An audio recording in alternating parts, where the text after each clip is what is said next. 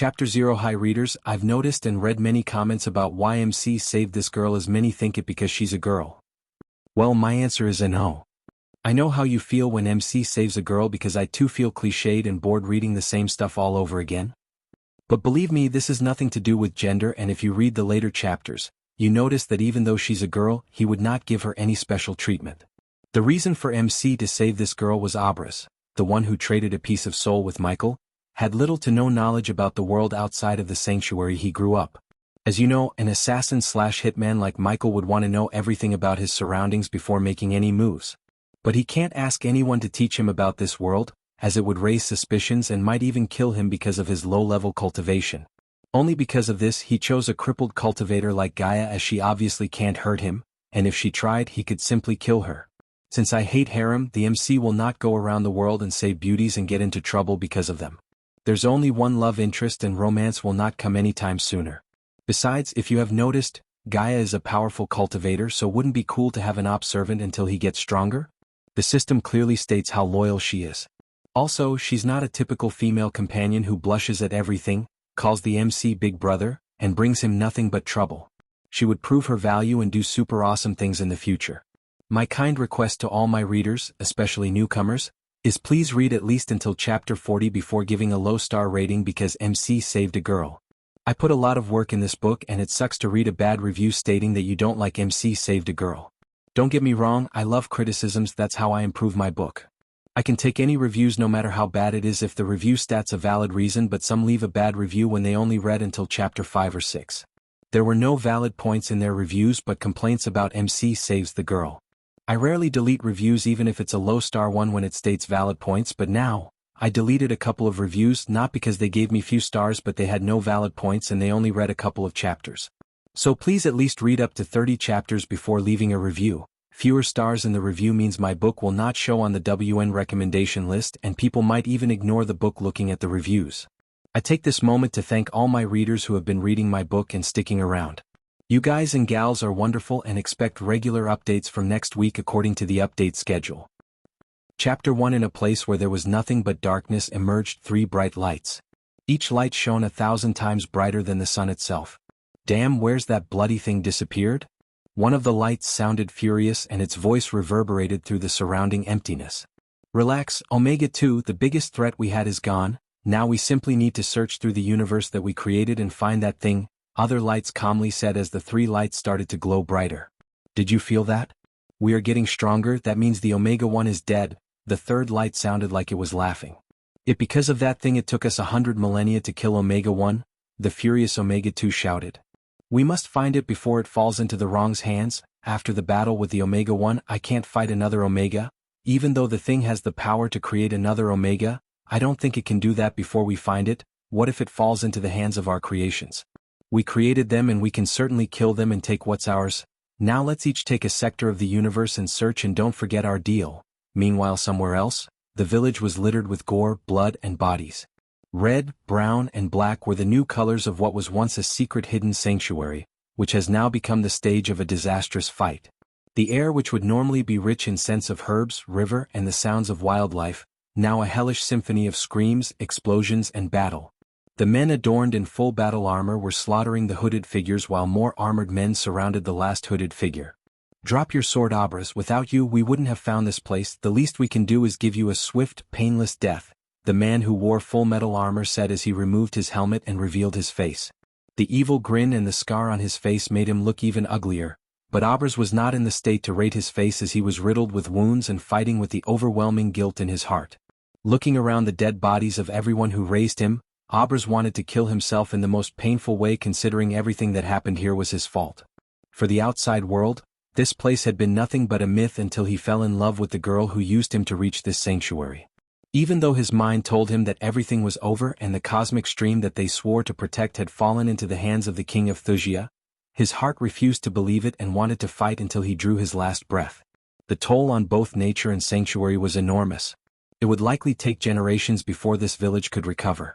It was clear gore, rubble and fire had engulfed the temple he used to pray at, schools he was studying, and the small houses he and his brothers lived in.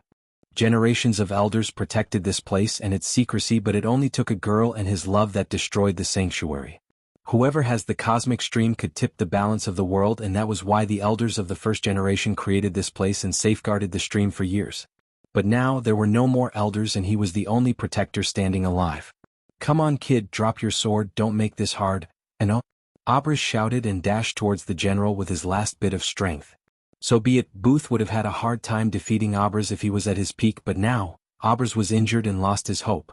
Still, Booth was surprised by the speed of Abras' movement as he barely evaded the sword pointed to his throat. Booth was glad that the princess seduced Abras to turn him into a disease carrier and weaken the elders. The alchemists and healers specially created the flu to weaken the elders, and if the elders weren't weakened by the flu, they wouldn't have stood a chance against them, as even a student like Abras was able to threaten them. Realizing that Abras still had some strength, Booth quickly conjured his arch-energy and formed a golden shield around him. "Now we can dance." The rest of the armored guards had already started rummaging through the bodies of Abras' friends to find valuables as Abras wiped off the blood pouring out of his mouth. He could feel that he won't be able to live anymore as his heartbeat started to decrease and his muscles started to give up.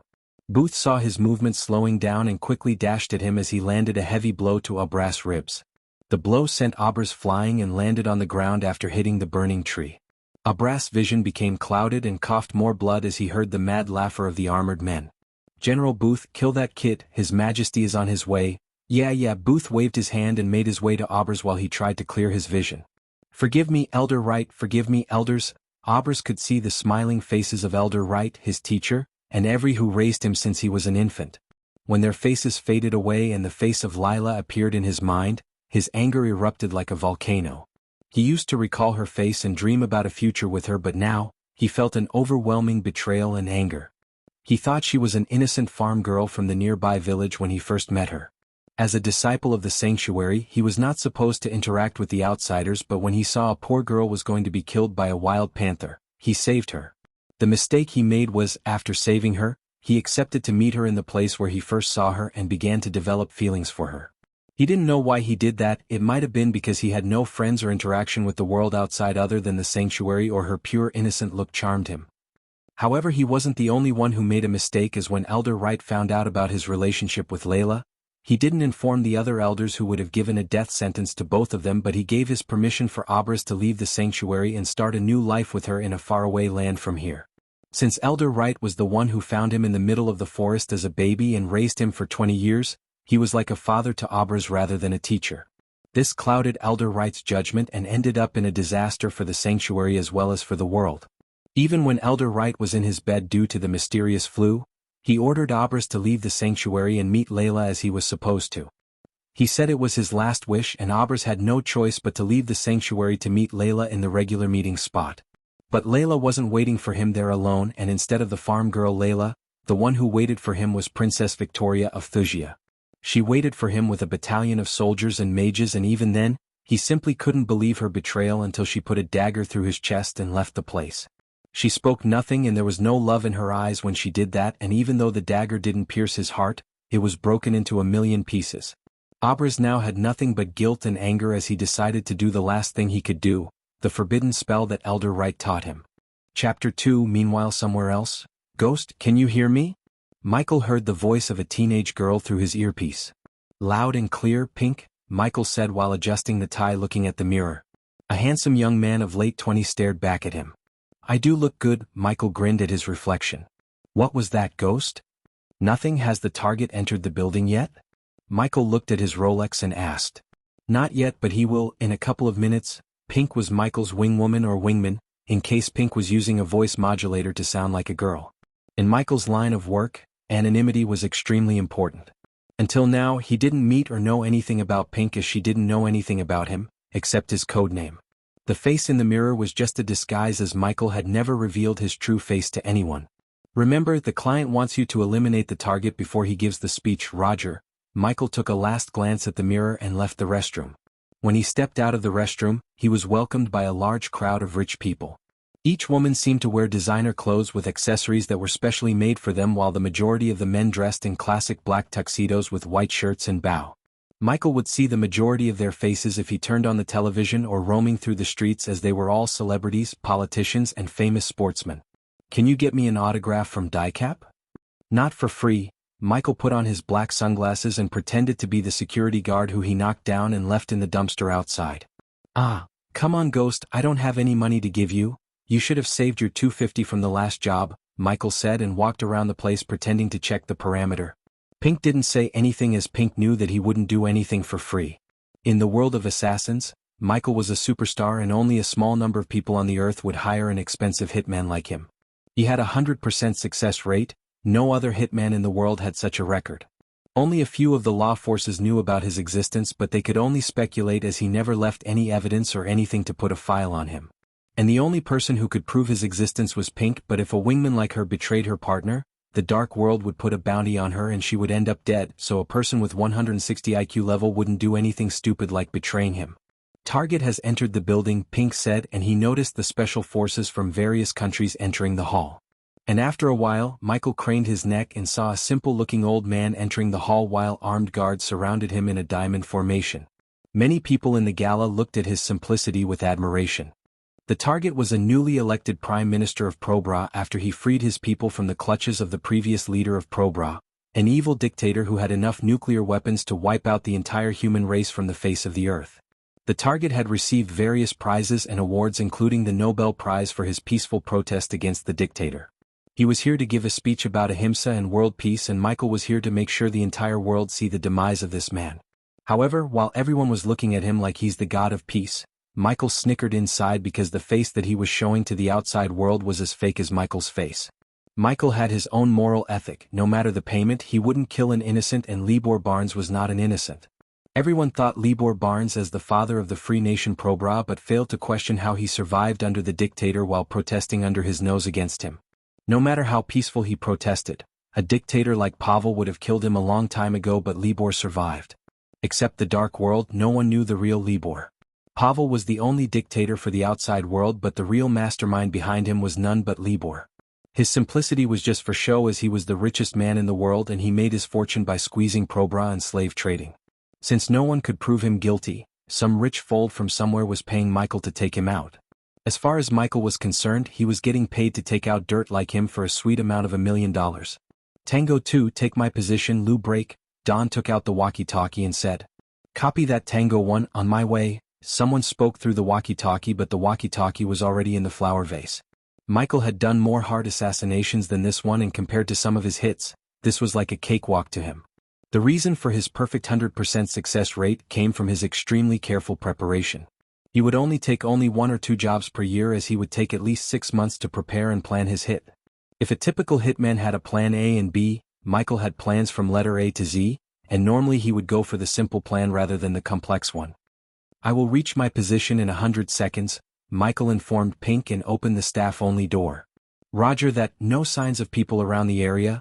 The guards and securities were busy checking out the hot actresses and didn't notice him a bit. The staff-only room was just there for the securities to keep the belonging in the lockers and change their clothes after work. Fifth locker. There was a row of gym lockers before him as he looked at the fifth locker from the right and walked towards it. "Is it in there?" Pink's curious voice rang in his ears. "No." Michael didn't open the locker but jumped on the locker and slid the ceiling above him as it opened like a door.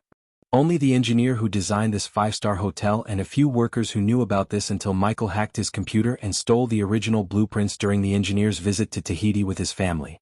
The engineer had no idea that Michael was the one who manipulated the travel agency data and selected him for the free trip program to Tahiti. "Damn, I hope these rats did not eat it." Michael climbed the ceiling and closed the entrance but frowned when he saw the rats running through the vent before him. "Eat what?" "Tell you later. How's the parade going?" Michael whispered and crawled through the vent without making any noise. "Now they are crossing the 5th Avenue, 5 minutes till they reach your place." "Roger that." Going radio silence. "Catch you in the next job." "That much confidence, huh?" "Alrighty, see you later, Ghost." Pink disconnected the line while Michael set a 3-minute timer in his watch. And after crawling through the vent for exactly 1 minute, Michael saw the familiar black bag that he left in the vent 3 months ago. Reaching the black bag, he brushed away the dust and slowly opened the zip to reveal the Kel-Tec RFB sniper rifle with a thermal scope. However, the sniper wasn't made of metal and regular parts, but this rifle was custom made for him using nothing but plastic, so when the security firm scanned the place with metal detectors and everything, they couldn't find it. Since it was made of plastic, the rifle could only fire 1 bullet because the heat produced by firing the bullet would melt and damage the rifle and render it useless. The bullet was made of a special type of plastic that could penetrate through the steel without making a noise. This rifle and bullet alone cost him 200 grand. And besides the cost, he had only one shot to take out Libor, and if he missed the shot, there wouldn't be a chance like this again and his reputation would be tainted. For minutes more, Michael turned on the thermal scope and aimed at the center of the hall where Libor would start his speech. Long live the free nation of Probra. Michael heard Libor's voice through the speakers in the hall and aimed his crosshair at the head of the red figure in his thermal scope. Diddle diddle, we are so little. The moment he said the word little, he pulled the trigger and boom, a sound like a watermelon exploded echoed through the hall. However, before even he could let a proud grin after his excellent bullseye, his whole world around him turned white and he heard a sudden ding sound in his head. Ding, badass system activated. Chapter 3, What the hell? Michael was so confused and everywhere he turned, he could only see the color white like he was caged in a white box. What's happening? He slapped his face but he didn't feel any pain. Huh. He knew he should have felt something as he tried to slap himself again but his palm went right through him. It can't be, just relax. Realizing something's very wrong, he took a deep breath and closed his eyes and opened them again. But even then nothing was changed. Am I dead? What was that voice I heard? He was trained to remain calm in any situation as panicking would only make things worse in his line of work. Yet, no matter how hard he tried to calm and make sense out of this citation, he simply couldn't. Am I drugged? No, my watch would have indicated if there were any unknown substances in my blood. As he said, he lifted his wrist to look at his watch but his Rolex was nowhere to be found on his wrist, and in fact he just realized that he was naked. This is serious, he couldn't help but frown looking at his bare naked body, and even though he was naked, he couldn't feel anything or physically touch his body. Closing his eyes again, he tried to concentrate on what just happened and the voice he had heard, just after he pulled the trigger. The system is looking for a body for the host. Please wait. Just as the message rang out, he could see a window pop up before him, as information could be seen scattered across the screen. Host. Michael Cultivation Level. Arch Sensing Stage Level 1 Experience Points. 0/1000 Badass Points. 0 Current Skills. None Occupation. None Status. In Spectral Form Goals. None Notable Skills. Above average in Marksmanship and Combat. How? What? There was no one alive on Earth that knew his real name, but the screen was clearly showing his name and he couldn't figure out what this information was floating before him. Am I transmigrated? But why am I still in this form? He never would have thought that he would say these things, but the novels he read on Earth made him. The system, points, the cultivation, it must be that. He analyzed the situation calmly as he could and he could tell that there's no other way to explain what's happening to him. Ding, the system has found a body for the host. As the ring sound appeared in his mind, the white background around him slowly started to fade away and he found himself in what seemed to be a battle site. Forgive me, Elder Wright, forgive me, elders. Michael tried to step back as he could when he saw a hooded figure crawling under his feet. Shit. He noticed a man in medieval knight armor walking towards him as he quickly looked for a weapon in instinct. But the man seemed not to notice him as his gaze was on the figure under Michael's feet. Relenus Perficasi Silicus Fantidius Vengii Virtula, as an assassin? He had enhanced hearing and he was able to tell that the hooded figure had said something in a foreign language. And just when he said these words, everything around him seemed to be paused as the flames, the wind, the man who was walking towards him, and everything was stopped like in the movies. Hey, can you hear me? Since only the hooded figure was moving, he shouted at him. But surprisingly, a small ball of light emerged out of the hooded figure and started to take the form of a human before him. And when Michael saw the youth who was standing before him, he was startled and the youth also looked shocked. Michael felt like he was looking at himself from 9 years ago. The youth before him resembled his younger self. Who are you? Michael asked the youth before him, but the youth just shook his head. There's no time to explain. I don't know whether you're the devil or not, but please take my remaining soul energy and avenge my people. Promise me. Michael could see an immense amount of sadness in the eyes of this youth when he asked him. The system suggests the host promise Abras. Finding a suitable body like this again would take 20 years. The system sounded like a warning as Abras stared at him for his answer. It must be fate, Michael sighed. What were the chances of him meeting his younger self in a circumstance like this, and not to mention he seemed to have a system like in the novels. I promise. Michael reached his hand out towards Abras as he didn't want to wait another 20 years in this form, and more than that, he couldn't say no to him. There was no smile or relief in Abras' face but grief as he took a last glance at the place around him before turning into a ball of light and flew right into Michael. The transmigration process has started. Please wait. The robotic voice of the system appeared again in his mind, and then he was pulled towards Abra's body. After 2 days, through the heart of the forest, an idle river carried all the debris that fell in from above slowly downstream.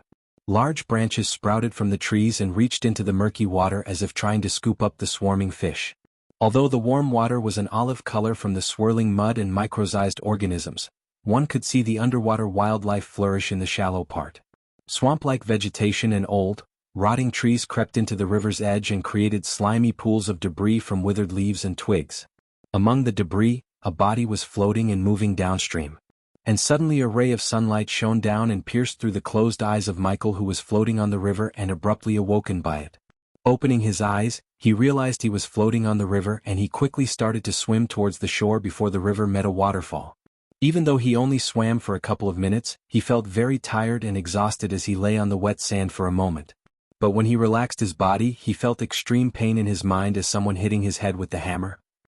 He clutched his head in pain while a great number of memories, both foreign and familiar, flooded his mind. Ah! Michael couldn't hold back the anger and shout at the sky with all his might. He felt overwhelming guilt, anger, helplessness, and betrayal at the same time. These memories and feelings were so lifelike that they almost felt as if he had experienced them himself. In a short amount of time he experienced the whole life of Abras. That bitch! After separating his own memories from those of belonging to Abras, Michael's face was full of anger. Transmigration completed, host can now access the system. The familiar sound appeared in Michael's mind and drew his attention. Host has received a gift bag from the system. Do you wish to open it now?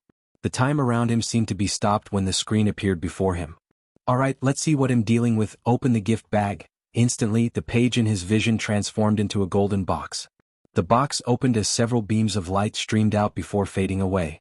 Congratulations, host Michael, for obtaining the initial level experience pill. Using the pill would give 10,000 XP. Congratulations to host Michael for obtaining 2 healing potions.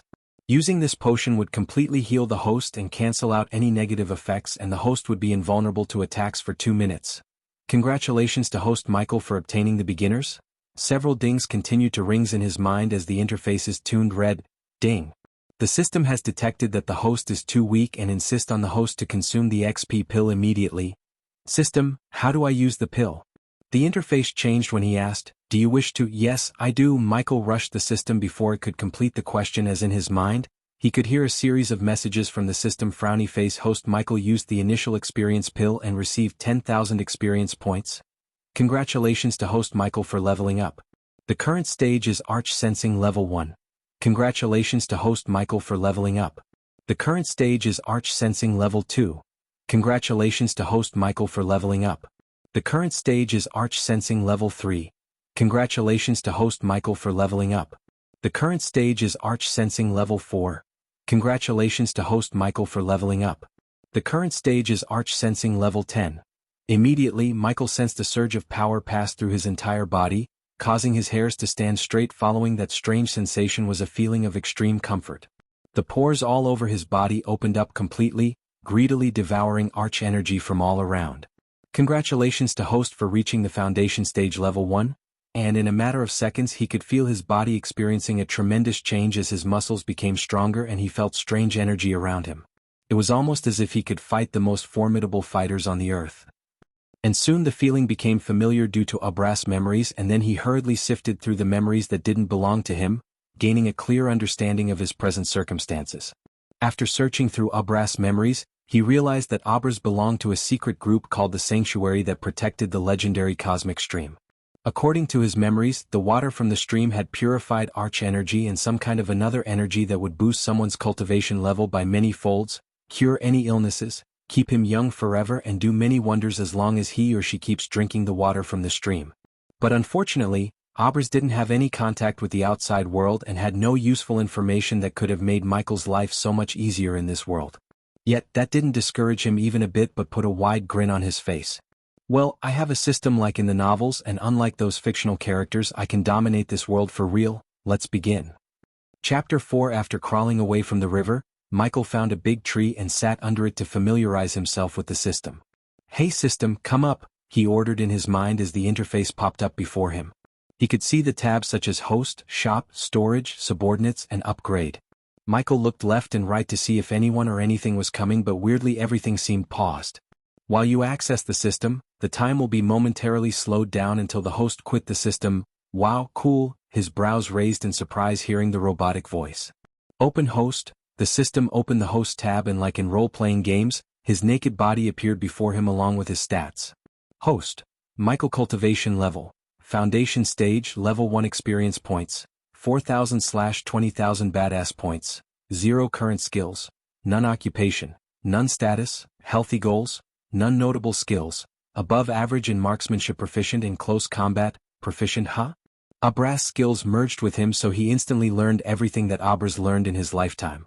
Let's see what's in the storage. The storage tab opened to reveal a couple of items lying before him, and when he concentrated, the details and attributes of the items appeared above them.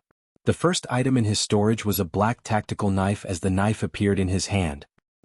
Perfect balance and very sharp. He touched the knife's blade with his thumb and said, Name, SOG Seal Pup. Elite blade length, 6, 75 inches total length, 12.00 inches total weight, 5, 40 ounces. Special trait.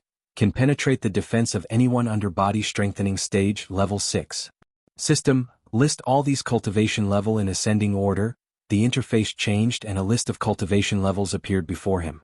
Arch sensing stage, foundation stage, body refining stage, body strengthening stage, core formation stage, core strengthening stage, soul refining stage, fusion stage, half immortal. Asterisk. System needs to be upgraded to reveal the next levels. At the end of the list, a red warning label appeared. Upgrade? What level are you now? How do I upgrade you? Current system version is 1.0. The system needs 10,000 badass points to be upgraded to version 2.0 inch. Let me guess, more functions and more shop items will be unlocked only if I upgrade you. Michael read enough novels in his free time to realize how the system might work. The host is correct. How do I earn these badass points? Is there a guide or how to list? Whenever the host acts badass, the system will reward you with badass points. Not to boast, but I'm a badass system, so it won't be hard. Michael proudly grinned and expected an answer from the system, but he didn't get one. He already checked the healing potion, so he moved to the next item, which was a blue gift box. Does the host want to open the box? No shit, Sherlock, open it. With a flash of light, the box opened and a black dress appeared. Wait a minute, is this? Michael didn't need any introduction to the dress because it was one of the most iconic costumes in his world, the black costume of Neo from the Matrix movies. Item name, Neo costume. Special trait, none durability, 6 months. Equip it. Since he was naked in a new world and this costume looked super cool on him, he ordered the system. The costume fitted him perfectly, but he noticed something was missing. Hey system, where are the sunglasses that come with this costume? Does the host wish to buy the Neo black sunglasses? Yeah, give me that. The interface changed and entered into the shop tab where he saw the black sunglasses floating before him. 300 badass points? Shit, I don't have much. Then the system recommends the host to explore this world and earn more points. Let me browse the store for more. The shop was categorized into weapons, potions, armors, and miscellaneous. The moment he saw the weapons tab, he opened it with his mind, and a huge range of guns, knives, bows, and a lot more appeared. A Navy Colt is 10,000 badass points? Hey system, isn't that too much? Even though he didn't know the value of the badass points, 10,000 for an old Colt seemed to be very pricey. A gun is too overpowered for this world, hence the price. The system recommends the host to explore the world and earn badass points. Considering a simple Colt was this expensive, he didn't even look at the other weapons as he moved to the miscellaneous tab. There were a few cards that appeared and he looked at the first card. Name, surrounding scanner function. Scan the host's surrounding for the presence of life area of effect. Small current level, level 1 next level. Scan will identify potential threats, the area of effect will be increased. Price, 300 badass points. Might come in handy. What's next? He scrolled to select the next item. Name, teleporter function. Teleport the host to a different place instantly. Distance, small current level, level 1 next level, the distance will be increased. Price, 700 badass points. Teleporter Fancy. Next. Name, X-ray vision function. Enable the host to activate X-ray vision range. Small current level, level 1 next level, the range and the effect will be increased. Price, 1,000 badass points. Useful but not that important. After this card, the system required to be upgraded to view more cards, and after fiddling around the system for a few more minutes, Michael closed the system and stood up to start his adventure in this world. I missed that sunglass. Tying his hair in a ponytail, Michael started to follow the river as Bear Grylls told in the channels. Okay, first, I need to find a city or village and gather more intel about this world. Then I should look for a way to earn more money, and speaking of money, hey system, can I convert badass points into gold coins or buy coins in a shop? The system needs to be upgraded to level 6 to unlock that feature. He heard the robotic voice inside. It's settled, I need to look for a way to earn money. I hope this world has hit contracts. After walking for 1 hour, the clouds started to become darker and the wind was blowing like it would uproot the trees any moment from now as purple lightning cut crazy zigzag into the dark sky. Storm, that's what I need now. Michael sighed and looked for a house or anything that looks like a shelter, but he couldn't find any. It seems I need to go into the forest to take shelter. Until now he avoided the dark forest and kept walking on the river shore. However, now he had no choice but to go into the forest before getting struck by lightning. The bare branches spiked into the sky. No sign of life was to be found anywhere. It was so dark he was barely able to see where he was going. There were only small sounds of rustling bushes and the howl of the wind. He didn't know what lay in this dark forest. All he knew was that it wasn't going to be a peaceful time walking into the forest.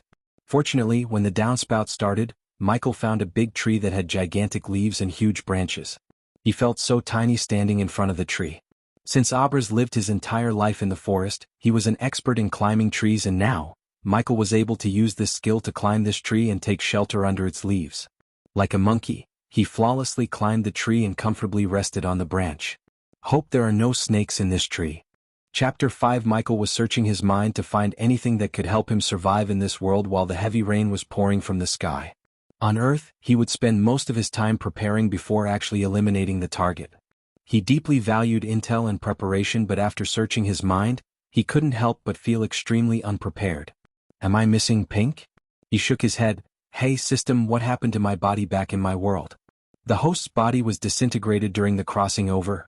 Well, at least my reputation won't take a hit and those losers won't find me. Since his body was destroyed, the cops and the federal agents wouldn't find him and he would still remain as a myth, a ghost to them who had a 100% success rate in assassinations. While proudly grinning about his reputation, he suddenly heard footsteps and hissing sounds. He quickly checked the other branches near him to see if there's a snake nearby, but when he focused, he found that the sound of footsteps was coming from the ground. As he was searching for the source, he saw a group of 5 strange-looking creatures dragging something. If he saw these creatures on Earth, he would have been shocked beyond words and even slightly terrified, but because of Abraz's memory, he recognized these creatures. Snake men, freaky. Some of their upper bodies resembled the body of a snake, in particular, a cobra's, and their lower body seemed to be human. And 2 of them had the head and torso of a human but had the body of a snake as their lower part. Michael knitted his brows when he noticed the thing they were dragging was not an object but a girl who seemed to be in her late teens. Daitra, let's take a break here, I'm too tired to walk in this damn rain, one of the snake men complained and stopped his group. He's right, we are walking 2 days straight without any break.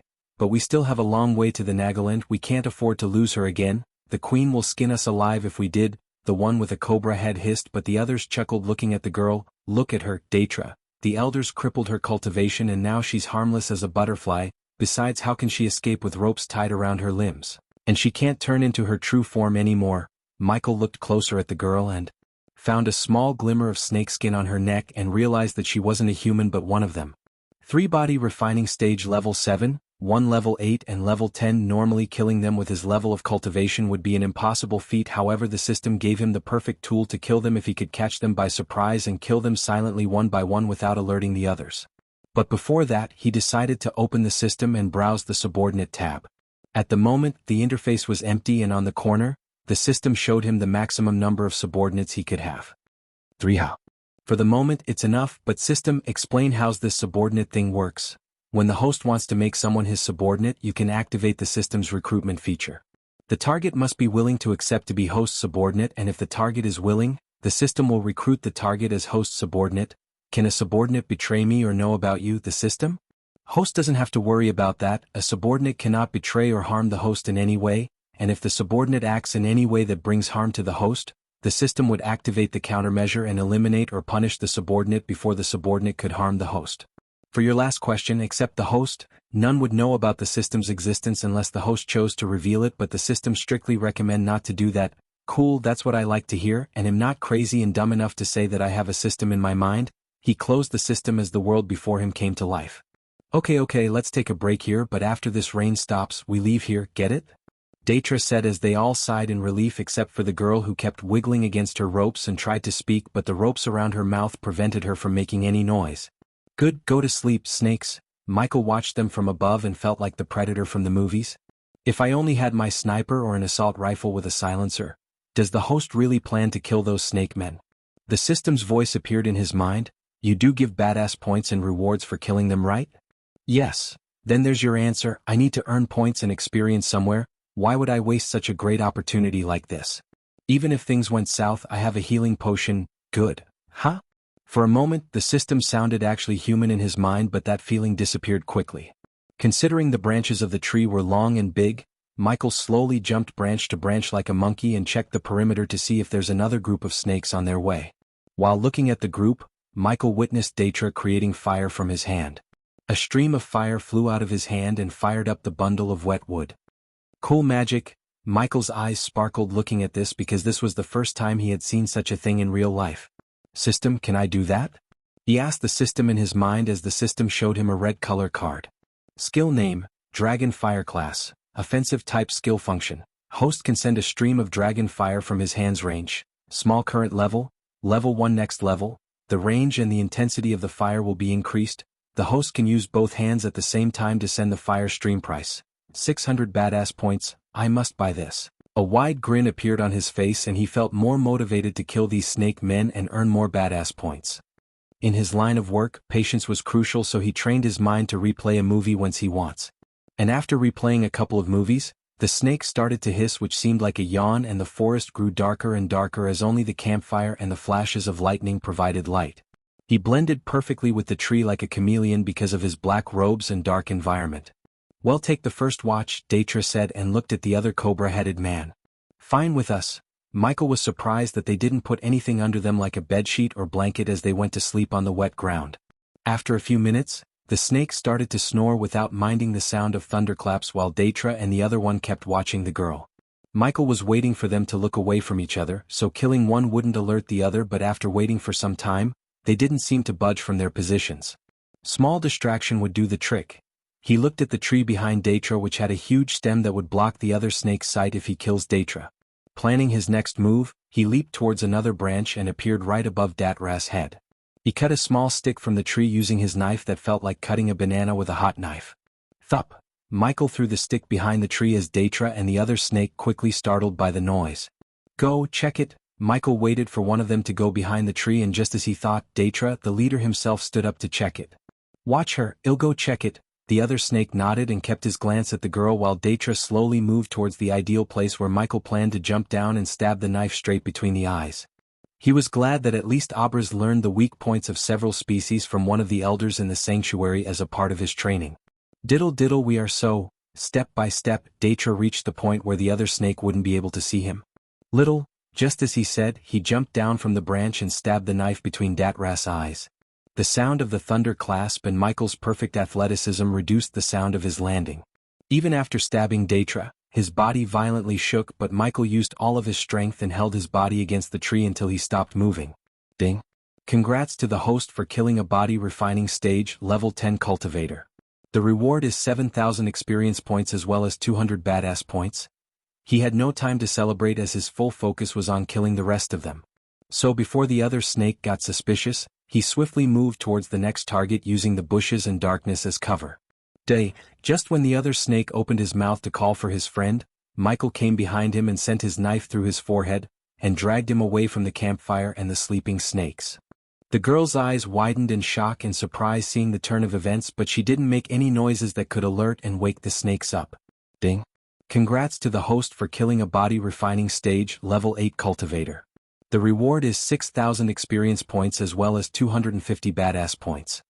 Chapter 6, 3 more, Michael told himself and stealthily moved towards the remaining snakes while the girl was pretty stunned to see him, and the grin he walked past her sent a cold chill running through her spine. He slowly made his way to the 3 snakes and crouched behind the snake who was peacefully sleeping in the middle without any idea of the threat behind him. Diddle, diddle, we are so little. The moment he said it, he stabbed the snakes one by one lightning fast. Each of his stabs was precise and deep as the ding sounds confirmed the kills. Ding. Congrats to the host for killing a body refining stage level 7 cultivator. The reward is 5,000 experience points as well as 250 badass points. Ding! Congrats to the host for killing a body refining stage level 7 cultivator. The reward is 5,000 experience points as well as 250 badass points. Ding! Congrats to the host for killing a body refining stage level 7 cultivator. The reward is 5,000 experience points as well as 250 badass points. Congratulations to the host for leveling up. The current stage is Foundation Level 2. The girl's eyes widened even further when she saw him break through to the next level instantly after killing them. But before talking to her, he opened the system. Hey system, can you heal and make her cultivate again? Yes, but the target must be the host's subordinate and the required badass points is 3,000. Did you think I'm going to heal someone out of the goodness of my heart? Let's see if she can be any help to us. He closed the system and slowly made his way towards the girl while playing with the knife in his hand. Hi there, he waved and crouched before her. Are you going to scream if I cut your rope? The girl shook her head as he smiled. Good. Cough, cough, cough.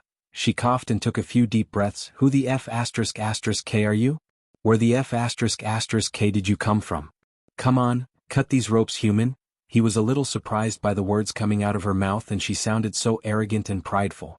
Ooh, feisty, I order you lowly human cut the ropes now, or what? He asked, tilting his head. Didn't they cripple you? I don't know how powerful you were, but now, you're nothing but a crippled serpent. How dare? She became furious, but before she could finish her sentence, she felt the cold blade against her throat. Come on, finish what you were going to say. She swallowed and didn't utter a word. What cat got your tongue? What do you want, human? Since she was a predator herself, she knew a predator when she saw one, and the human before her radiated an aura of an apex predator. Now we are talking. Michael took back the knife and smiled. Since it's obvious that you're in a mess and I require some help from a native of this land, why don't we help each other? Humph, the girl snickered. If you can kill a core-strengthening cultivator, I will gladly help you, but look at you, you are just at a foundation level. That bitch's mate is stronger than you. I'm not planning to be at foundation level for a long time, and even if I can kill that bitch, he air-quoted the word bitch and continued, I won't do it for free, but what I am offering to you is, if you accept to be my subordinate, I can heal your crippled cultivation when I get stronger. She was taken back by surprise for a moment, but in a few seconds she started to laugh like a maniac. You think I fall for that crap? No one can heal a crippled cultivation, human? There was a slight sadness mixed in her voice when she said. Hearing her, he opened up the system. Hey system, can you have anything that could make her believe that I can heal her? A small white pill appeared in front of him. Basic tier revitalizing pill. The pill can partially heal the cultivation crippleness of the target. How much? He knew that the system wouldn't give this pill for free, as he needed to buy this using his badass points, 50 badass points. If host buy 100 pill bottle, the system can make an offer of 4,000 points. Geez, you sound like a cheap agent. Give me one, he growled and bought a pill from the system shop. Crap, huh? The girl saw a white pill appearing in his hand. What is the? Before she could ask, he put the pill into her mouth and forced her to swallow the pill. And just as she was struggling, her surge of energy appeared in her body and her eyes widened in shock. I can feel the arch energy again. A wide grin appeared on her face, but her grin froze on her face when the effects disappeared. What the miraculous pill did you give me? Do you have more? Come on, give it to me. Give it to me. She moved closer, too close that he could even smell a tint of jasmine scent coming out of her hair. Whoa, easy there, tiger, it's only a sample. Agree to be my subordinate and help me get stronger, then I will give you more. What do you mean by a subordinate? I'd rather be dead than be someone's slave. Her face turned very serious as he shook his head. Who said anything about being a slave? You just be my assistant. Do you know what an assistant is? She still seemed unconvinced as he stood up. All right, your loss. It seems you don't want a revenge. I'm sure that someone will come looking for you soon. Feel free to tell them what happened here, he said and took a step forward to leave. Hey. Wait, he halted his step when he heard her shout and turned back. I can accept to be your subordinate, but I won't sign any contract. System, does she need to sign a contract to be subordinate? No, the system only needs to say yes to be the host's subordinate willingly. She didn't know why he was suddenly smiling. No contract, just say the word yes. Are you willing to be my subordinate? She was snickering inside, planning to rob him in his sleep, but didn't show her true feeling on her face. Yes, I am willing to be your subordinate. Does the host wish to accept Gaia as a subordinate? Gaia? Nice name. Yes I do, system. Yes I do. In a few seconds, Gaia's figure appeared before him alongside her stats, which were nothing but 0 at the moment due to her current state. But what stat surprised him was the loyalty stat subordinate. Gaia cultivation level, none race, demi-human Naga race current skills, none status, currently crippled loyalty towards the host, 0 inch. Why am I not surprised? And just as he was looking at her stats, a new window popped up. Does the host wish to eliminate or punish the subordinate in case they try to harm the host? For the moment, set it to punish. I think you'll see her getting punished very soon. With a smile, he exited the system and went to cut her ropes. Do you know the way to the nearest village or town? He asked while slashing the ropes. Yeah, if we travel to the north, we'll reach the port town. She pulled herself up after he cut her ropes. Alright, now take anything that fetches us some coins. You want me to loot the corpses? She frowned and looked disgusted. Do you have any coins? No. Then yes, I want you to loot the corpse. Come on, move your ass, girl. She furiously rolled her eyes and deeply exhaled. He'll make this bastard pay for this. Just wait, you lowly human, she thought to herself, and walked towards the dead snakes to take their poison core, which could be sold in the adventurers' guilds. After collecting their poison cores, the two of them started to walk north. So are you going to tell me your name? Or do I have to call you human every time? Since this was going to be a long journey, she wanted to pass the time by making a conversation with him. You can call me Ghost. Who the F***K would call himself Ghost? The F***K who's called Gaia? Ding. Congratulations to the host for successfully being a badass. The reward is 50 badass points. I can earn points by being myself? Cool, he was proudly grinning while Gaia stopped walking and looked alarmed. How did you know my name? I didn't say my name. I have my ways, now keep walking. I don't want to spend my night in this forest. Chapter 7. Gaia seemed like she knew the layout of the forest like the back of her hand. After a few hours of following her, Michael stepped out of the forest and finally saw some man-made structures for the first time in this world. Human, I can only accompany you this far? Suddenly Gaia stopped walking when they saw the huge city walls and a few guards in front of the gates. Since the rain was still pouring, there was no one around them. What? These lowly humans are in a war with Nagas. If they see me, they'll report me to those F***king guards and throw me in jail. She said this but looked like she has some alternative way to this situation. I know you have a plan for this situation, Gaia. Spit it out, she grinned. You have some brains for a human after all. I can merge with you using a special spell I know. System, what is she talking about? The host can buy the firewall protection from the shop to protect himself from any items to hijack the host's body or mind. At this point, he wasn't surprised to hear the system trying to get himself to spend badass points. How much? 200 badass points, and the system will protect the system for a year? Like a virus guard, huh? Alright, buy and use it. A golden layer appeared around his body on the interface as he felt a warm feeling in his body. Protective shield activated. With a relieved sigh, he exited the system and looked to see what she's planning. Oh, special spell, huh? Are there any side effects? Of course there are no side effects, human, just give me your hand. Her acting skills were so good, as she said with a sincere look on her face. He held out his right hand while Gaia closed her eyes and chanted something under her breath. And in a few seconds she transformed herself into a little white snake and coiled around his wrist. Then he pulled up his sleeve and saw a tattoo of a snake on his wrist. Cool tat, he started to feel the tattoo by touching it. Take your hands away from me, human. Huh? You can talk? The tattoo didn't move, but he heard Gaia's voice crystal clear in his mind. Yes, I can talk and see what you see and hear what you hear. Well, I hope you close your eyes when I change before the mirror, hee, perv, she growled as he chuckled and walked towards the city gate to enter the town. What's this town's name? The humans call this place the River Town, but I call this a shithole. Don't get me into trouble talking like this or you'll pay for it. No one will hear me except you, human. It was obvious that she didn't like to be threatened by hearing the irritation in her voice as he reached the city gates. There were only 2 guards playing some kind of dice game inside their little hut, and when they noticed him approaching, the guards came out. Hold there, what's your purpose for coming to the River Town? To end your pathetic lives, shitheads, Gaia said, and it was fortunate that they couldn't hear her. To stay the night and look for a job, sir. He was furious that even these guards were at the Foundation level 7 and stronger than him. Another adventurer, why am I not surprised? The guard sighed and signaled the guard to open the gates. Go on, kid, stay out of trouble. The guard returned to his game while Michael nodded politely and entered the town. River Town looked majestic with its elmwood rooftops, limestone walls, and aromatic flowers. This town resembled the medieval fantasy towns that he had seen in the movies, but it looked more beautiful in real life than in the movies. The main attraction was the tall building at the center of the town. which seemed to be built using marble stones with beautiful architecture that slightly matched the architecture of the White House. Why are you looking at the Adventurer Guild like it's a big deal? Compared to my palace, it's just a shithole. What do you do in the palace? Clean it? He chuckled. Clean it? I am a princess, you asshole. Well, I was until that bitch. Wait, why am I telling you this? Let's just go sell these poison core and earn some money. While walking towards the guild, he noticed a tavern that seemed to be the most crowded place in the town. And the sweet aroma of hot-baked loaves of bread and something else made his stomach growl. As he reached the guild, he saw a few groups of humans gathered before the guild and discussing. They stared at him for a few seconds and then snickered and turned away. Look at their arrogant faces. These shitholes are only body refining stage but acts like immortals. Amateurs, just ignore them. In his previous life he met his fair share of amateurs who would act proud and arrogant after completing one hit. Because of their arrogance, they often ended up behind the bars, but the reason for the ghost's success, he never let the pride and ego reach his head. When he walked through the front door, his clothes and body were dried up by a hot wave as he felt warm and pleasant. The inside pretty much resembled a 5-star hotel, and he couldn't believe such a fancy place exists in a small town like this. Just like the hotel, the first thing he saw was the receptionist, who was busy dealing with the other adventurers.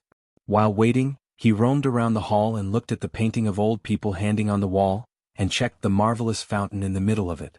The ground was spotless and he could even see his reflection on the marble tiles. Young master, the receptionist waved at him after dealing with the others as he walked towards her and retrieved the poison cores of the snakes.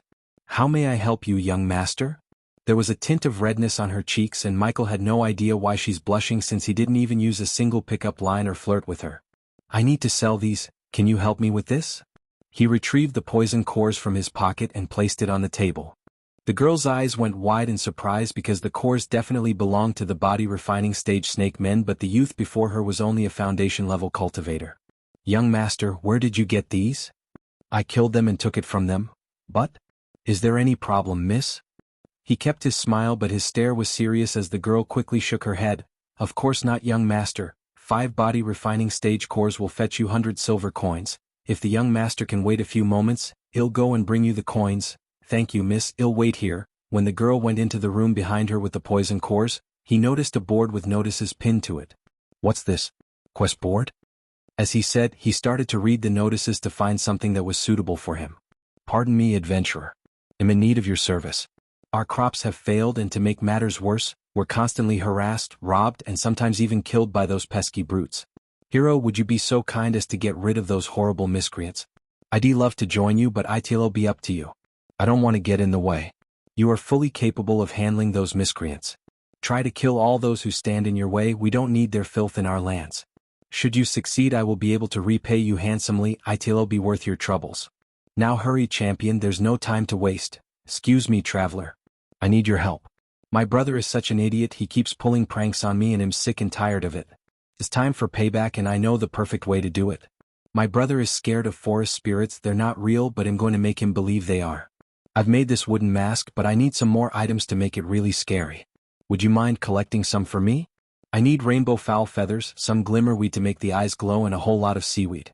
I wish I could pay you far more than I can, but what I can pay isn't less than what's fair either. Excuse me, adventurer. Please lend me your hand. I've been betrayed by my own foolishness. I knew I shouldn't have hired mercenaries. Instead of fighting the bandits, they joined them. Hero, teach them a lesson in honor and make sure they remember it. Curse those nasty lowlives. I'm in no state to fight, but I know you'll manage without me. Be careful, hero, don't underestimate those lowlives. Try to take down as many of them as possible, the less of a threat they pose the better. Reward, 60 silver coin per head. This last one seems interesting, and dangerous too. Don't get cocky, human, you're just only a foundation stage cultivator. Pick something to your level, like fetching ingredients for the mask. The system recommends the host to take this quest. More the legend of the host grows, you'll receive better items from the system. Cool. He had already decided to take on this quest because only by killing more people, he could earn more experience points and level up. Chapter 8 Young Master. The girl called out to him when she came back with a pouch of coins. 200 silver coins as promised, young master, please check it. 200 silver coins, the system's voice rang in his mind. No need, I need your help with something else though. Please tell me, young master. I decided to take this quest. Is there a procedure I have to take care of before taking a quest? The girl nodded and took out a small form from her desk. You need to register with the Adventure Guild, young master. Do you wish to join the guild now? Yes, I do. Wonderful. The girl revealed all of her pearl-white teeth by letting out a wide grin. Please fill this form, young master. The form had pretty standard stuff like name, cultivation level, party name and party members. Michael didn't plan to form a party as he liked to do things alone, and the only reason he was putting up with Gaia was she had knowledge about this world and he could use that knowledge to his advantage. He thought of her as Pink, his aide in the earth. But he was planning to recruit more people as his subordinates and expand his influence throughout the world, so he could sit back and enjoy the wealth created by them while growing stronger and stronger. For the time being he liked to do things alone like a lone wolf. So on the form he only filled his name and cultivation level and left everything else blank. The ghost? The girl looked perplexed looking at his name, but it was quite usual for the adventurers to use names like these, therefore she didn't ask any question. Young master, if you don't know any party to join, the guild can suggest you parties that look for one more member? No need, I like to work alone. I'm right here, Gaia's voice sounded in his mind, but young master? I can look after myself, mistrust me. Pretty face and no brains, pity, what a handsome lad, but he's going to end up dead. The girl sighed inside and nodded. After taking one last glance at the form, a white light appeared from the girl's hand as she scanned the form using the light. Hey, race your adventurer card, young master. If you lose it, you have to pay 50 silver coins at any of our branches and receive another one. Each quest you successfully complete will give you points and added to your card. Harder the quest, more points you'll earn, and more points you earn, the more high-value quest will be presented to you by the guild. As she said, she gave him his adventurer card. It was a yellow card the size of a credit card with his name etched on it. Young master, what's the quest that you wish to take? He placed the notice on the table, but when the girl saw the notice, her eyes widened in shock. Young master, this quest, are you sure you want to take this? This is marked by the disciples of the Morning Star sect. Those shitheads again, F***K, can I take it or not? He had read enough novels to realize that most of the sects are just assholes who like to bully the weak, and he didn't like to be bullied. Young master, you can, but, let me guess, no one would take the quests that have this mark. He pointed at the star mark on the corner of the notice as the girl nodded. I'm taking this. If they have any problem with that they can find me. Ding. Congratulations to the host for successfully being a badass. The reward is 50 badass points and a teleportation scroll. You shouldn't have done that, human. He didn't mind Gaia as he put the card in the pouch in his pocket and left the guild, leaving everyone who heard he was taking the Morning Star's quest stunned. He's dead. What an arrogant kid. Look, he's just at foundation stage. Look at his clothes. I bet he came from another kingdom and know nothing about Elon. On his way out, he heard several people muttering about him as he exited the building and made his way towards the tavern he saw earlier. Shit, human, that was a dumb move. If you get killed, they'll get me too, and how can you heal me if you're dead?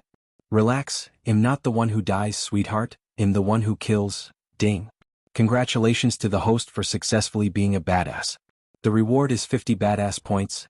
You better not die, human. I don't want to get caught by lowly humans and sold to Naga land. We think about that later. Now I want to eat and get a good sleep listening to the rain and thunder. Lucky Cat Tavern. From the outside, the tavern looks snug, intimate and warm. Large and small stones and marble stones made up most of the building's outer structure. It was impossible to see through the stained glass windows, but despite the sound of thunderclaps and rain hitting the roofs, the warm noises from within could be felt outside. As he entered the tavern through the hard wooden door, he was welcomed by laughing voices and the smile of a waitress. The bartender was working hard but still managed to welcome him with a smile. It was as charming inside as it was on the outside. Several walls supported the upper floor and the rows of small candles attached to them. The walls were littered with so many different memorabilia, he was not sure if they tried going for a specific style at one time or just put up anything they liked. The tavern itself was packed. Adventurers seemed to be the primary clientele here, which would often lead to exciting evenings. Several long tables were occupied by what must be separate groups who have bonded over great food and conversation. The other, smaller tables were also occupied by people who clearly enjoy each other's company, though they seem to be strangers who have met here. Even most of the stools at the bar are occupied, though nobody seemed to mind more company. Making his way through the crowd, he managed to find a seat and waved at the waitress as she came running to him with a wide grin on her face. Welcome to Lucky Cat's, young master, what can I get you? He was surprised by the beauty of this girl because if she was in his world, she could have been a dazzling actress. She had the perfect figure and golden blonde hair to complement her rosy cheek and fairness. But she seemed like the person who gets harassed by these adventures and strangers, so he didn't say anything about her beauty and hit on her. What's on the menu? pan-fried lemon yak, smoked beets and lemon mammoth tenderized rice and fish, and finally today's special poached creamy mutton.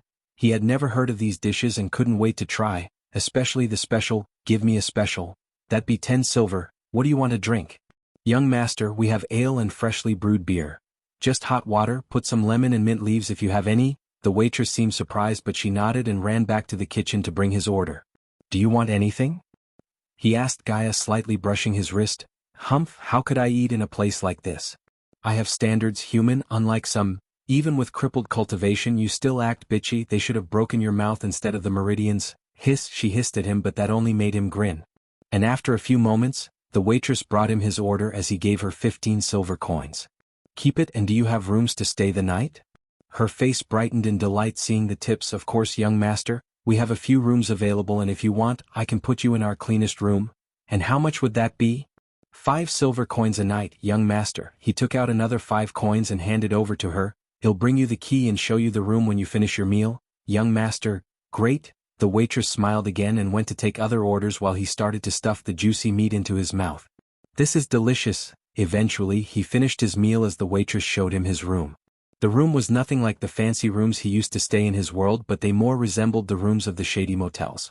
It had a single bed, a small table, a chair, an old mirror, and a candle holder with a half-burned candle.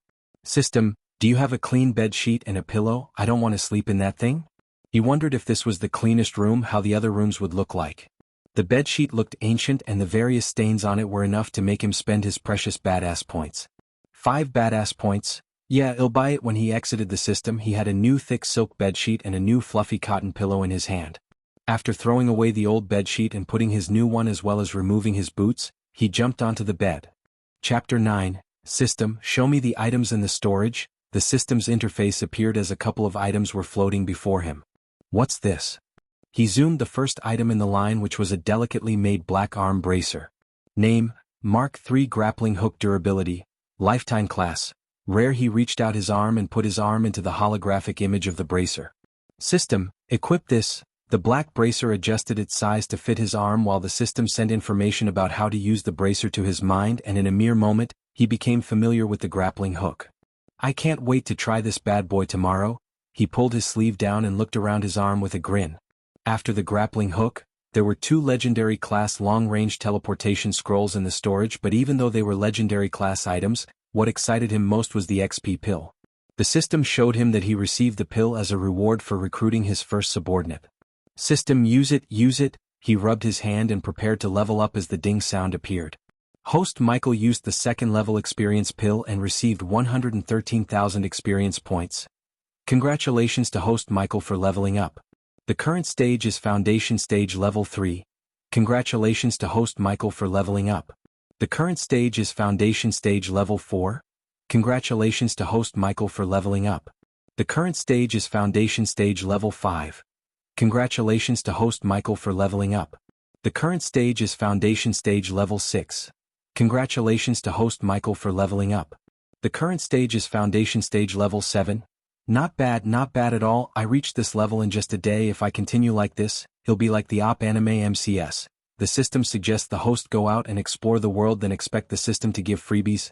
Damn you system, I said he'll do that, just let me have my moment. He cursed the system and opened the shop menu to buy some skills. There were 3 skills that he could buy at the moment with his 1100 badass points, and he listed them in front of his eyes. Name, surrounding scanner function. Scan the host's surrounding for the presence of life area of effect. Small current level, level 1 next level. Scan will identify potential threats, the area of effect will be increased.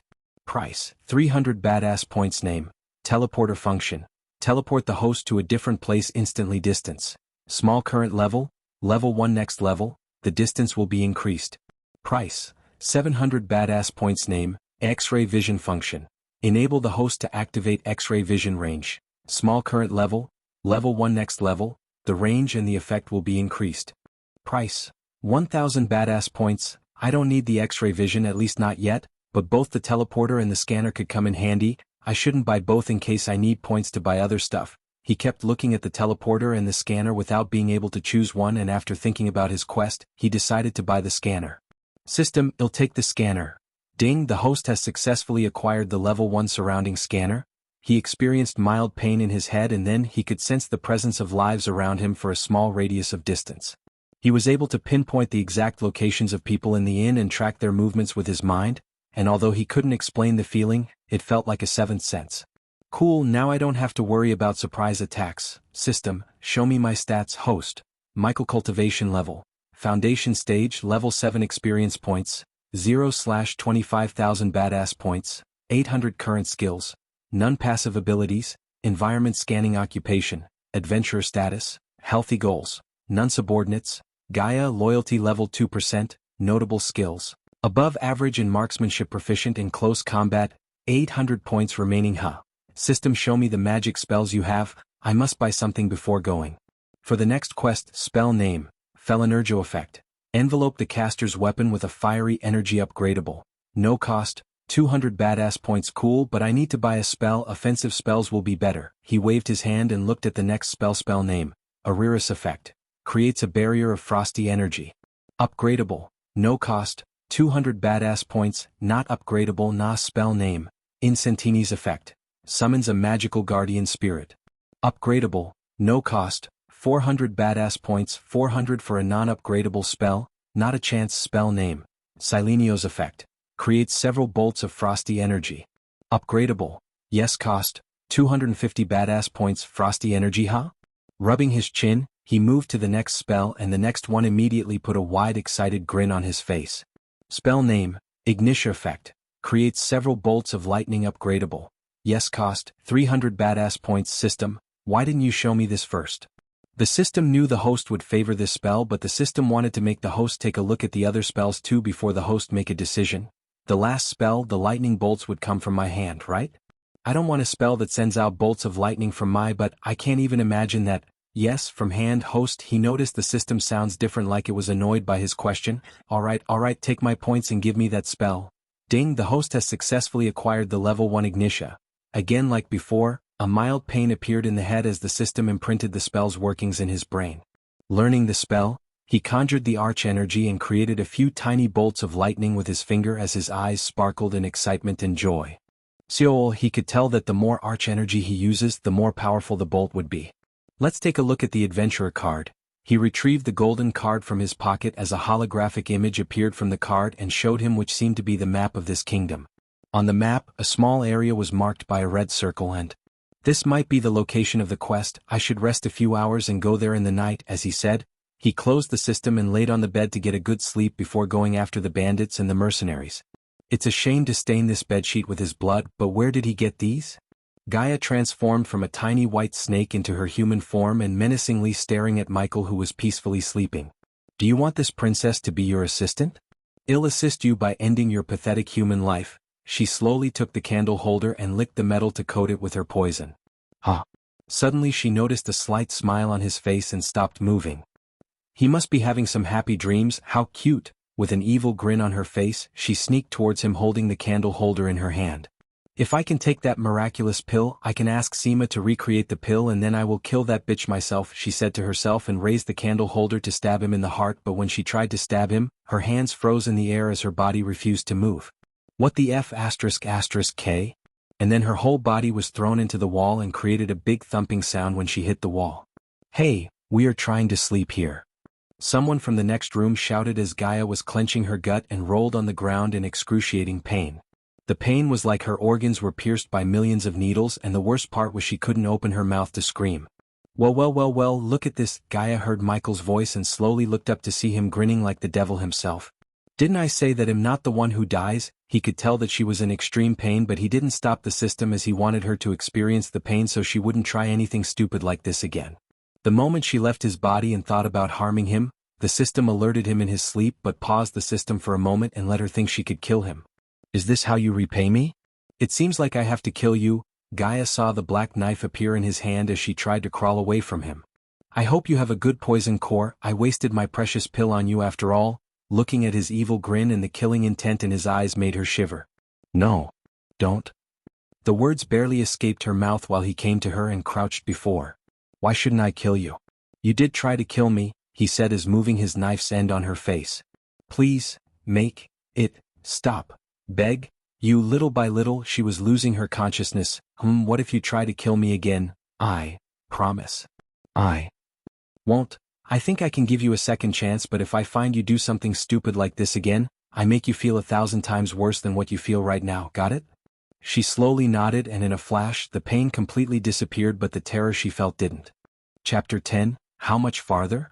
At the moment, Michael was walking through the mud road towards his quest. 2 miles. Her usual arrogant, witty self was nowhere to be found, as she was very silent during his journey. Someone's having a bad day. Come on, princess, say something. Leave me be, human. Normally she would sound arrogant, but now she sounded terrified. He thought he would like her to be silent, but after traveling in silence for a long time, he missed the witty and arrogant princess. However, he knew what would cheer her up. Alright, you're lost. I thought I should give you another pill or two. Really? Only if you stop acting like a crybaby. I can do that, human. Now give this princess the pills. Damn, he didn't expect she would change her mind so soon, but it made him smile. Let's finish the job on hand, shall we? After that, I'll give you 2 pills, deal? Deal. Let's go and kill some maggots. That's my girl. And oh, I'm not. He laughed and rushed towards his goal before the drizzle could extinguish the torch in his arm. Eventually, Michael came before a crossroads and saw the red mark on the map was not far away from here. On the horizon, he noticed a small village, and near to the crossroad, the forest and thick trees made this area a perfect ambush place for the bandits who could target the traveling merchants and the villagers on their way back to their village from the river town. We should have come in the day, human. Now the bandits will be in their camp. Exactly, now they will be at their camps drinking or sleeping, which makes them vulnerable.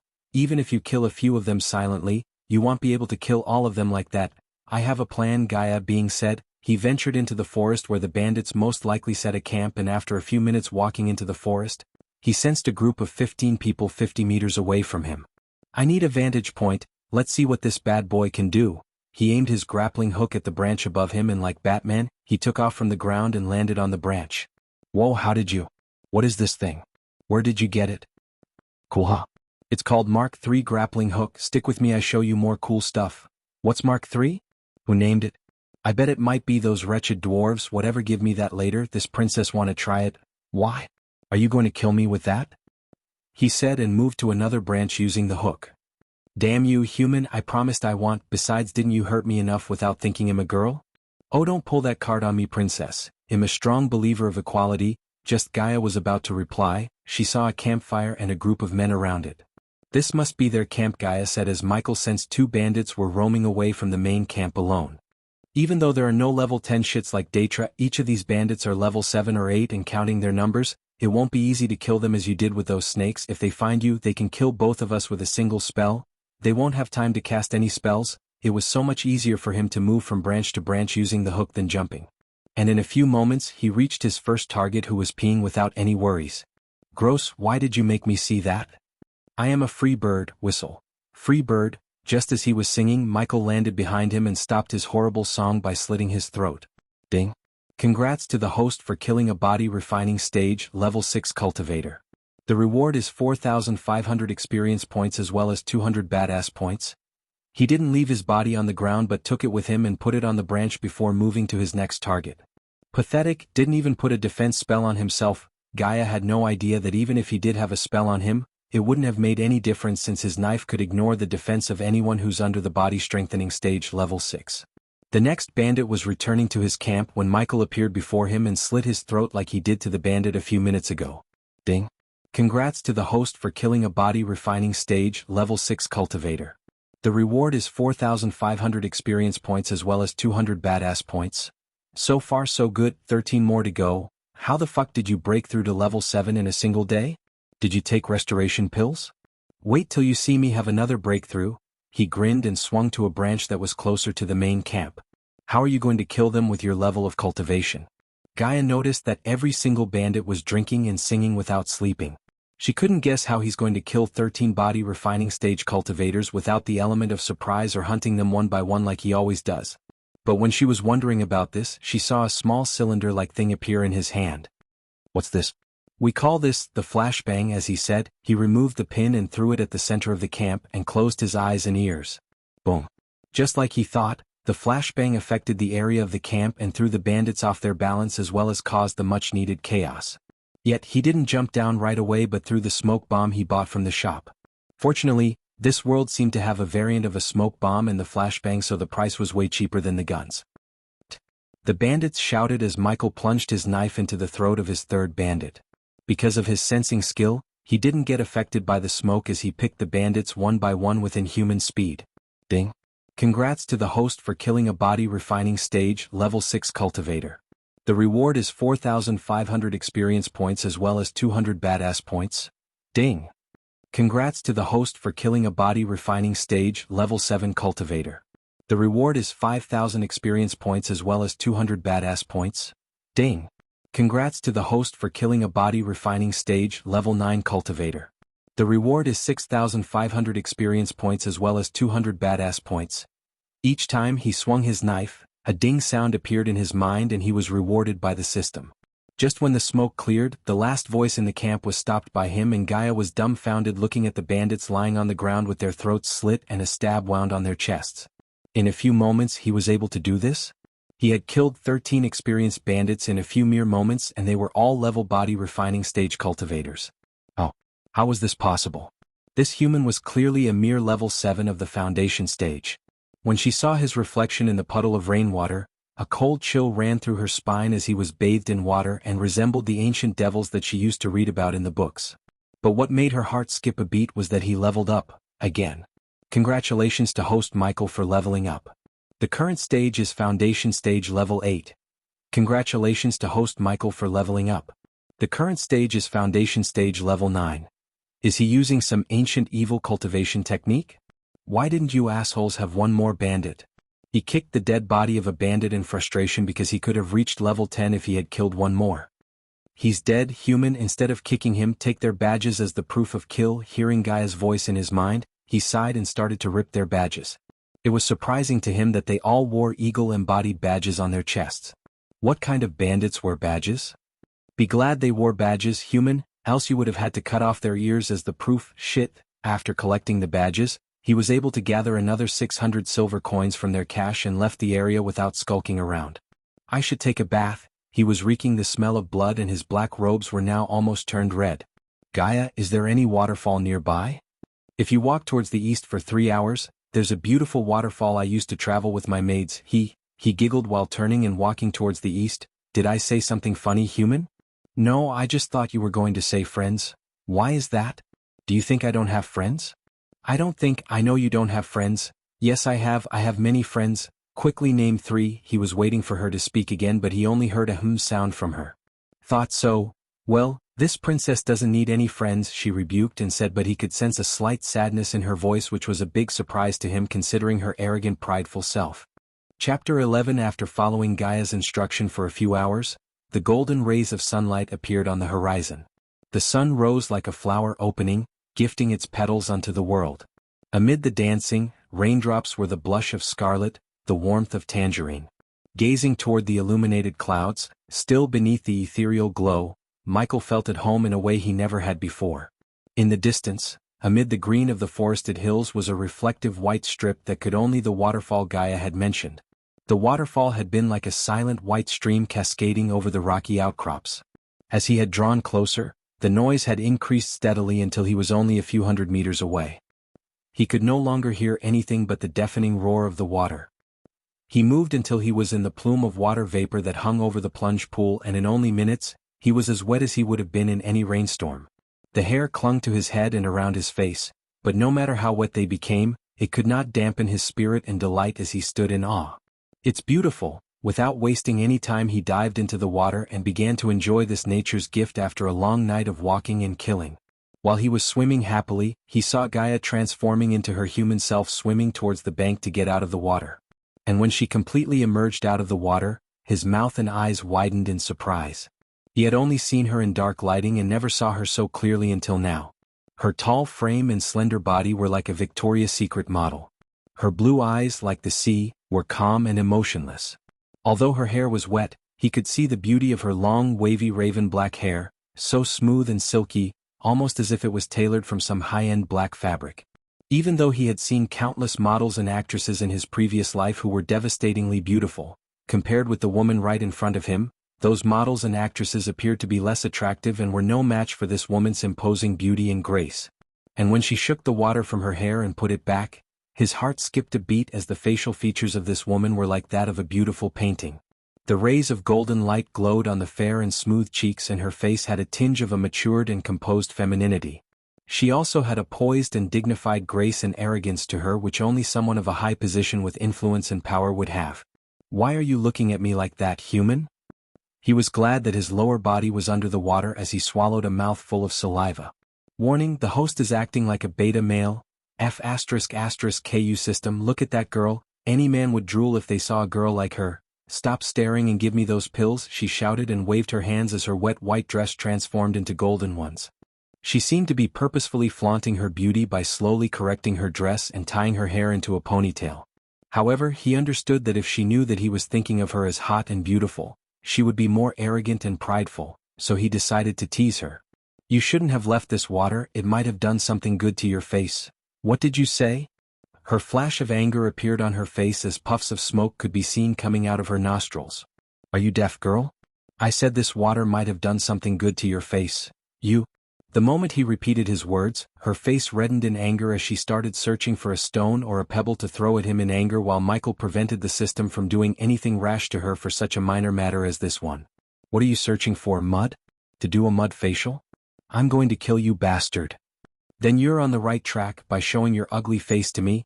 He loved making her angry and continued to fan her anger as now she was on the verge of jumping into the water and biting him.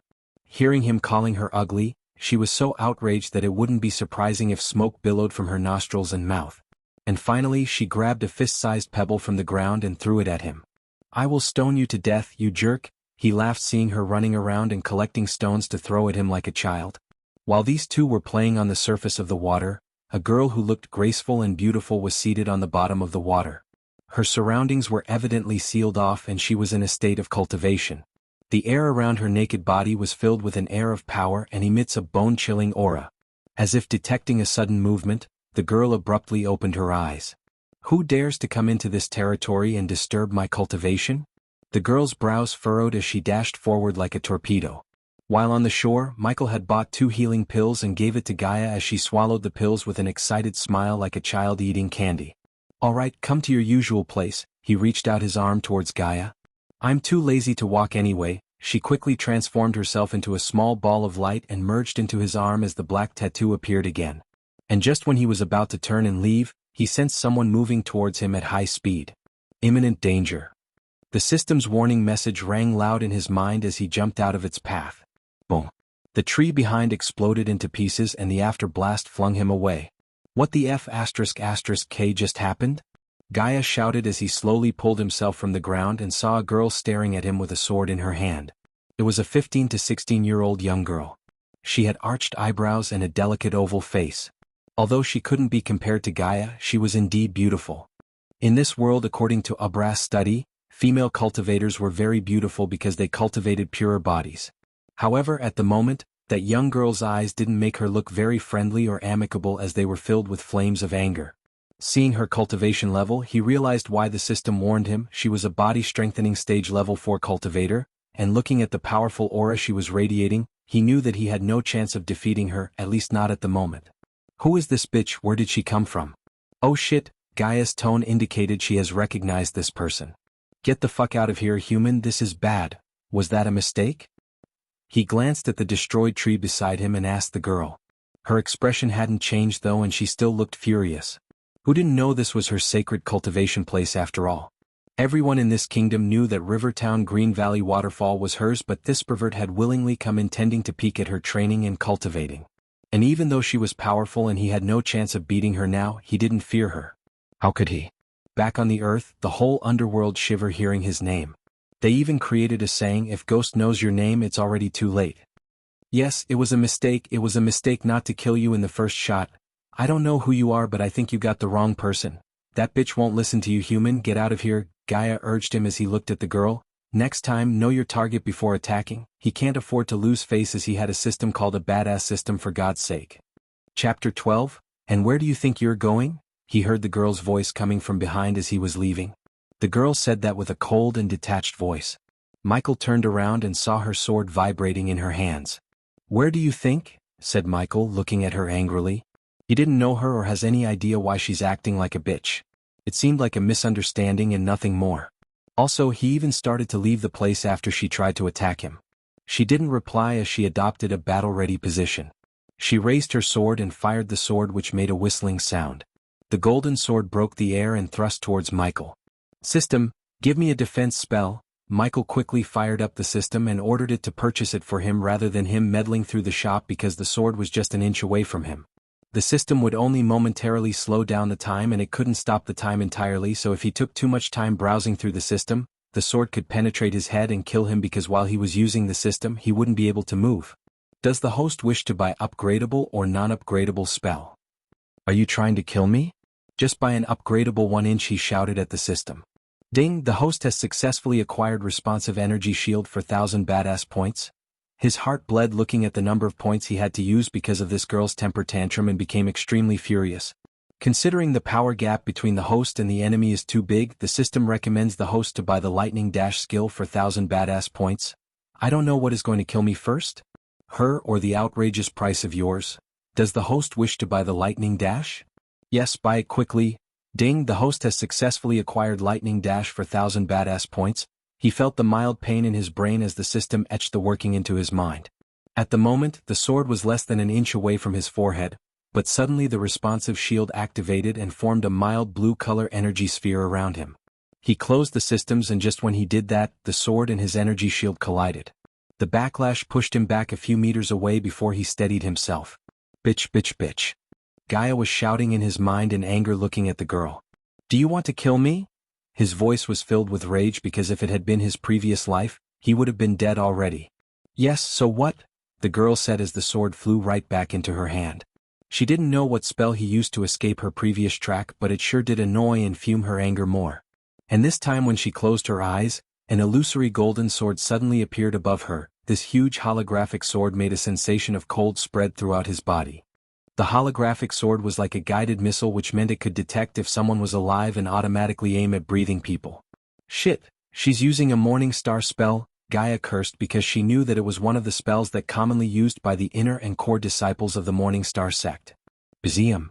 The sword emitted a noise while it moved towards him, getting closer and closer. The energy shield appeared again, on which the golden arrow crashed. What looked like an explosion, however this time, the shield could only slow down the arrow, but it was unable to stop it. The noise that came out of the explosion was scary and made Michael's heart skip a beat because it sounded like a nuclear bomb went off near him. The arrow was coming straight towards Michael's forehead. Do something, human, Selena Marshall. That was her name, and she stood out from her Morning Star sect's fellow disciples and was considered to be one of the best, to be an exceptional disciple. She had reached the body strengthening stage at the age of 15 and reached level 4 3 years after that. With her exceptional talent, cultivation level, and powerful spell, Michael's shield was obviously not enough to stop her arrow. He was flung into the tree due to the clash between his shield and the sword. As Selenia could control the arrow using her arch energy made the sword look alive, she made it turn around and continued her efforts to kill him. Lightning dash. He quickly activated the skill he had just learned, and suddenly, his body transformed into a bolt of lightning and dashed away from the girl. You will pay for this, bitch. His distant voice stupefied Selena, and she looked around the place only to see her arrow was lying on the ground damaged. He had already disappeared from the place at an amazing speed. The spell he used, ancient spell? Whispered Selena. What the F***K did you do to that bitch? Why was she attacking us? He was still moving like a lightning bolt when he heard Gaia. I don't know, I think she was cultivating in there and assumed me as an intruder or something. You think? Obviously, she thought of you as a pervert who trespassed into her territory. Trespassed? Was that waterfall belongs to her? And if so, why didn't you tell me? He was already annoyed by what just happened. Of course, it doesn't belong to that bitch, but that's how this world works. Human, the strong can take any place they like and claim it as their own. If I was at my peak, I would have ripped her into pieces and fed to the fishes in that water. She hissed at anger and frustration as he could see the outer walls of the river town. After running a long distance in a short amount of time, his muscles ached as he started to breathe rapidly. By the way, do you know her? He leaned on a tree and decided to take a moment to regain his energy. Why would I? She must be one of the Morning Star sect's elite disciples. After seeing what that bitch can do, I advise you to stay the F***K away from her. No can do. We going back into the town? take as many as quests that involve killing, find her and kick her ass. Hearing him, she jumped out of his body taking her human form and looked furious. Are you mad? I know you're using some kind of evil techniques to level up, but know this, there are no shortcuts in cultivation. If you continue to use your evil techniques, you will end up dead or worse. She seemed like an angry wife who scolds her husband on a daily basis with hands on her hip and a flushed face. What are you talking about? I'm not using any evil techniques, I'm just awesome. He couldn't help but grin and say, F***ku human, I'm serious. She couldn't afford to lose him, especially after she sensed her broken meridians getting repaired by the pills that he gave. Me too, you don't have to worry about anything, I'm not using any evil techniques, alright? If you must know the truth, I'm a prodigy. I have a special body type called War God Body. He didn't want her to get suspicious about how he's able to level up so fast, and he came up with the special body type because of his experience in reading many cultivation novels on Earth. War God Body? She tilted her head and started to recollect all her knowledge about special body types. And even though she didn't have any idea about the body type of War God, she did learn that there are many mysterious body types that exist in this world that no one knew about, and besides, how could he break through so quickly without using any pills or potions? I let you in on a secret, don't tell anyone, okay? Looking at his earnest expression, she grinned. Alright, since you're being truthful to this princess as well as helping me, I can keep your secret. He knew she was thinking. He started to trust her and maybe use this secret to get more pills, except everything he had just told her was nothing but lies. Come on, come to daddy. He raised his hands like he was asking for a hug and winked at her as she rolled her eyes. Gross human, I hope she kicks your ass again just for that mouth of yours. She disappeared and appeared again as a tattoo on his arm. Be careful in the town, human. You already pissed off one major bitch and might have pissed off another group by taking their quest. From now on, stay the F***k away from the Morningstar sect disciples until you at least reach the body refining stage level 6 or 7. Geez, do you hear yourself? F***k this F***k that. You're a princess, for God's sake. Try to act like 1 inch. Sorry big brother, he'll be more refined and ladylike from now on. I know I've not been always polite and respectful towards a senior like you. Please forgive me. She sounded so feminine and soft in his mind, unlike before, but he frowned. Are you going to forgive me, big brother? He knew she was acting, but it was a pleasant feeling in his mind to hear this sweet gentle voice. Yes. Well, take your forgiveness and shove it far up your ass and take it out from your F***king mouth and shove it up to your ass again and repeat this until you F***king die. Now she's back. Chapter 13. The guards in front of the gate recognized him and let him in without asking any question, but they had a surprised look on their faces. Looking at their faces, he walked towards them with a smile and retrieved 10 silver coins from his pocket. You guys are working hard, here, take this and have a good day. He grabbed the guard's hand and placed the coins in his hand as the guard was dumbstruck. Don't spend it in one place. Thank you, young master, the guard stuttered and his eyes sparkled with respect and joy. See you guys later. Michael waved at the guards as the other guard quickly opened the gate for him. Why did you give our coins to those idiots? Gaia sounded irritated as he couldn't help but chuckle. Since when did it become our coins? He emphasized the word our as she answered, don't be an ungrateful bastard, human, we're in this together, aren't we? You change your colors faster than a freaking chameleon, girl. Unlike yesterday, many shops including smithies and bakeries were open and more people were walking on the streets. I did that because it's always better to have contacts in various places. Having valuable contacts is as much as important as having money. You bribe them, I like it. Gaia approved with a small giggle, since she too bribed many people in Nagaland to get what she wanted, but the royal family of Nagaland opposed her methods, calling it immoral. Consider it as a small gift. Tell that to the dumb curs in the Nagaland. While talking with Gaia, he reached the guild building as the groups of adventurers kept staring at him. What are you looking at?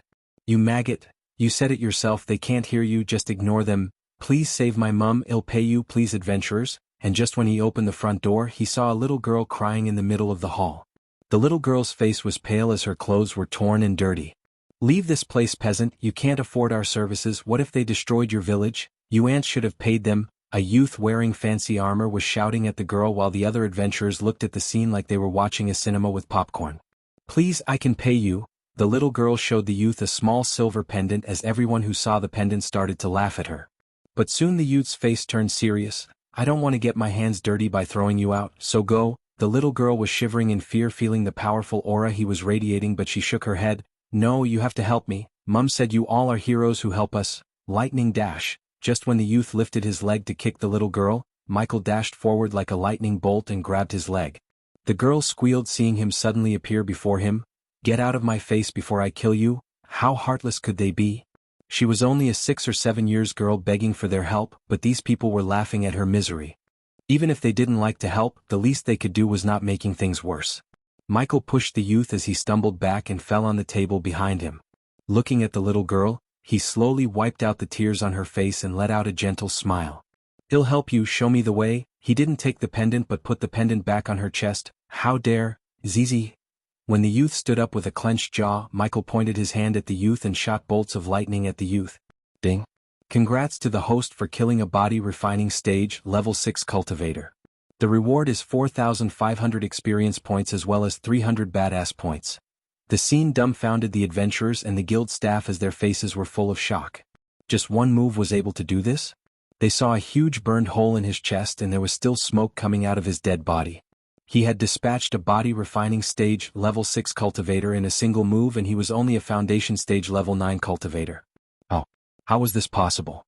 Michael already closed the little girl's eyes with his one hand and looked at the others to see if anyone dared to step forward to avenge the youth. The remaining members of the youth's group were shocked as well as their mouths opened wide in fear. The way they looked at him took a tremendous change.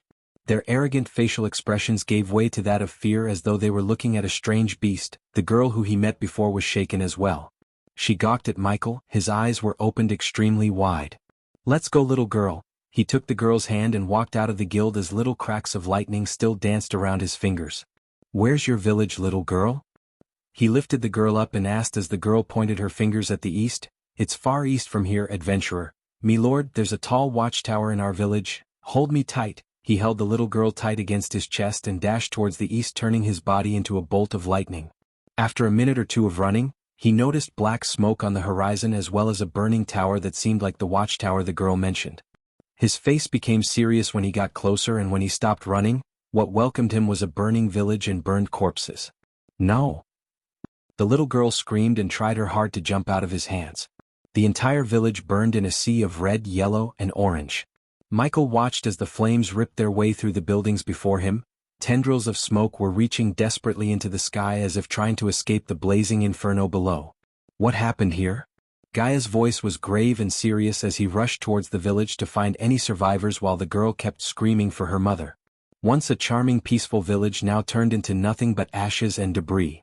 The smell of burning corpses even overwhelmed his nose as he held the little girl's head against his chest without letting her see all of this gore. Some of the bodies had deep cuts while the others looked like they exploded as he kept walking in the hope of finding a survivor. Someone's alive. Suddenly he sensed a life sign near him in a burning house. "Gaia, come out," he ordered Gaia as she emerged out of his body and closed his nose and mouth due to the stench. "Hold her." He quickly gave the little girl to Gaia and dashed into the burning house. "Hey!" she shouted, but he already went inside the burning home. "Our home, Mum." "Dada." The girl tried to wiggle out of Gaia's hold, but she didn't let the girl. "This is your home, tiny human?" Inside the house, the responsive shield had already activated and shielded him from the flames, but he could feel the scorching heat. Cough, cough. The smoke started to fill his lungs when he reached a small room where he sensed the survivor. Except through the smoke and debris he couldn't find someone. But when he stepped forward to remove the wreckage, a creaking sound appeared from the ground. He didn't waste any time and quickly cleaned the dust and ashes from the ground using his bare hand and found a handle. Shit! When he opened the underground door, he found a woman holding a 2 or 3 month baby in her hand. She had lost consciousness and barely had a heartbeat, and the baby was silent and lied in her hands without moving. He immediately lifted the woman and the baby from the hole and activated the lightning dash. In Gaia's hands, the girl never stopped her screaming and crying while Gaia gawked around to see if the Cuprites were still around. Human. Suddenly she saw Michael rushing out of the home with another human and even tinier human in his hand. "Mom?" Cough. "Get out of here." He held the woman in one hand and grabbed Gaia in the other. Lightning dash. Chapter 14, Mum wake up. Rumi wake up. Ahoo-hoo, the girl was shaking their bodies and crying. "System, give me the healing potion." He quickly ordered the system after doing CPR on both the woman and the baby, but he couldn't restart their stopped hearts. Just after he ordered the system, a small vial of blue liquid appeared in his hand. "Move," he pushed the little girl and opened the baby's tiny mouth. "Human, what are you doing?" As far as Gaia was concerned, their hearts stopped beating and they were long dead. But at first he was pumping their chests and now he was pouring some liquid into the baby's mouth. She couldn't guess why he was doing this. However, her eyes went wide when she saw the color returning to the baby's body as the tiny human moved its legs. He was in no mood to rejoice. He needed to save this little girl's mother or they would turn into orphans like him. Without thinking about the preciousness of the healing potion, he poured every last drop of it into the woman's mouth and waited for her to wake up. Cough. After a few seconds, the woman suddenly opened her eyes and coughed a lot of blood. Mom? Cindy. The girl jumped right into her mother's arms as the woman showered the little girl with kisses. Yuwa. The baby also began to cry and announced its presence to the mother. Rumi. Gaia and Michael stood silent on the sidelines waiting for the three of them to finish crying. Ding. Congratulations to the host for saving the people in need. The reward is 300 badass points and the Windblast skill. The system's voice appeared in his mind, but before he could check out the Windblast skill, the woman shouted. The children. Suddenly the woman's eyes widened as she cried out loud, Young Master Rian, the children. She was pointing in the opposite direction of the village, to be exact the Riversider. What? There are survivors? Yes, young master, please save them. Hey system, do I get rewards for saving people too? It depends on the people or person who need help. Host, what do you mean by that? It means the system won't reward you if you get manipulated to help or the person who asks help was using the host. In such situation, if the host does help that person, the system will not reward the host but take away some points as a penalty. Roger that system. He was not planning to help everyone in this world like some kind of Samaritan, but when he saw that little girl crying for help, he couldn't stand there and do nothing. It was a basic act of humanity, and although he was not entirely a good person, he was not that cruel not to do anything when a little girl like her asking to save her mother. The cabin, please, young master. The woman stuttered and kept pointing in the same direction as before. Stay with them, he said, and dashed towards the river, leaving Gaia with the mother and daughters. Does he think I'm his servant? She was a princess and she was supposed to order this human around, yet she had to put up with him so she could get the pills from him to repair her meridians. After reaching the river and running on the shore for a few minutes, he finally picked up a trail, and looking at the amount of blood, he hoped it didn't belong to the kids. The blood trail led him into the woods, and at last, after following the trail for some time, he saw a wooden cabin surrounded in the distance. As he got closer, he sighed in relief, sensing the life signs inside the cabin. Knock knock. He knocked on the door because after hearing the murmuring voices of little children. The demons, they came for us. What do we do? Ho ho. The children were sobbing and held each other tightly in fear. Kids, don't be afraid, I'm here to save you. Open the door. Hey Rian, are you inside? He couldn't open the door and realized that the door was manned from the inside. Brother Rian, wake up. Wake up. Michael knew he must have died inside. He felt he could easily destroy the wooden door using his new skill, Wind Blast, but there was a chance that the debris could hurt the kids inside. Thinking of an alternative way to enter the cabin, he looked up and fired his grappling hook to the branch near the cabin roof. Thud. The children inside shivered hearing the thud sound on the roof, and some grown-up kids picked up some stones and sticks lying on the ground to protect their brothers and sisters. Hey kids, I'm coming in, he announced his presence as he entered the cabin by breaking through the roof. The moment he landed on the cabin, he was welcomed by stones to the face, but the shield protected him from these brave kids. If it was on the normal days, he would have laughed off at the kids or pinched their cheeks as punishment, but now he couldn't help but feel sadder for them because from now on, the world would call them orphans. He knew that pain of being called an orphan. He would have had a different life if he had parents like many kids. Even the body transmigrated into was just like him. Looking at the little kids, he noticed many kids wetting themselves in fear. Don't be afraid, Cindy's mother sent me. Hearing the name Cindy, a relieved expression appeared on their little faces. She's alive. One of the boys who was holding a long stick as a weapon asked him. Yes, Rumi, the baby too. Now go and wait outside, I'll bring you to them. The kids still looked unconvinced. If I wanted to hurt you, I would have done by now. The kids looked at each other, and finally, under the leadership of the boy, the kids walked out of the cabin. Is he going to be all right? Michael heard the voice of a little girl from behind when he walked towards Rian, who was lying on the floor holding his wound on his gut. Rian was surely a teenager who barely had any chest hair on him.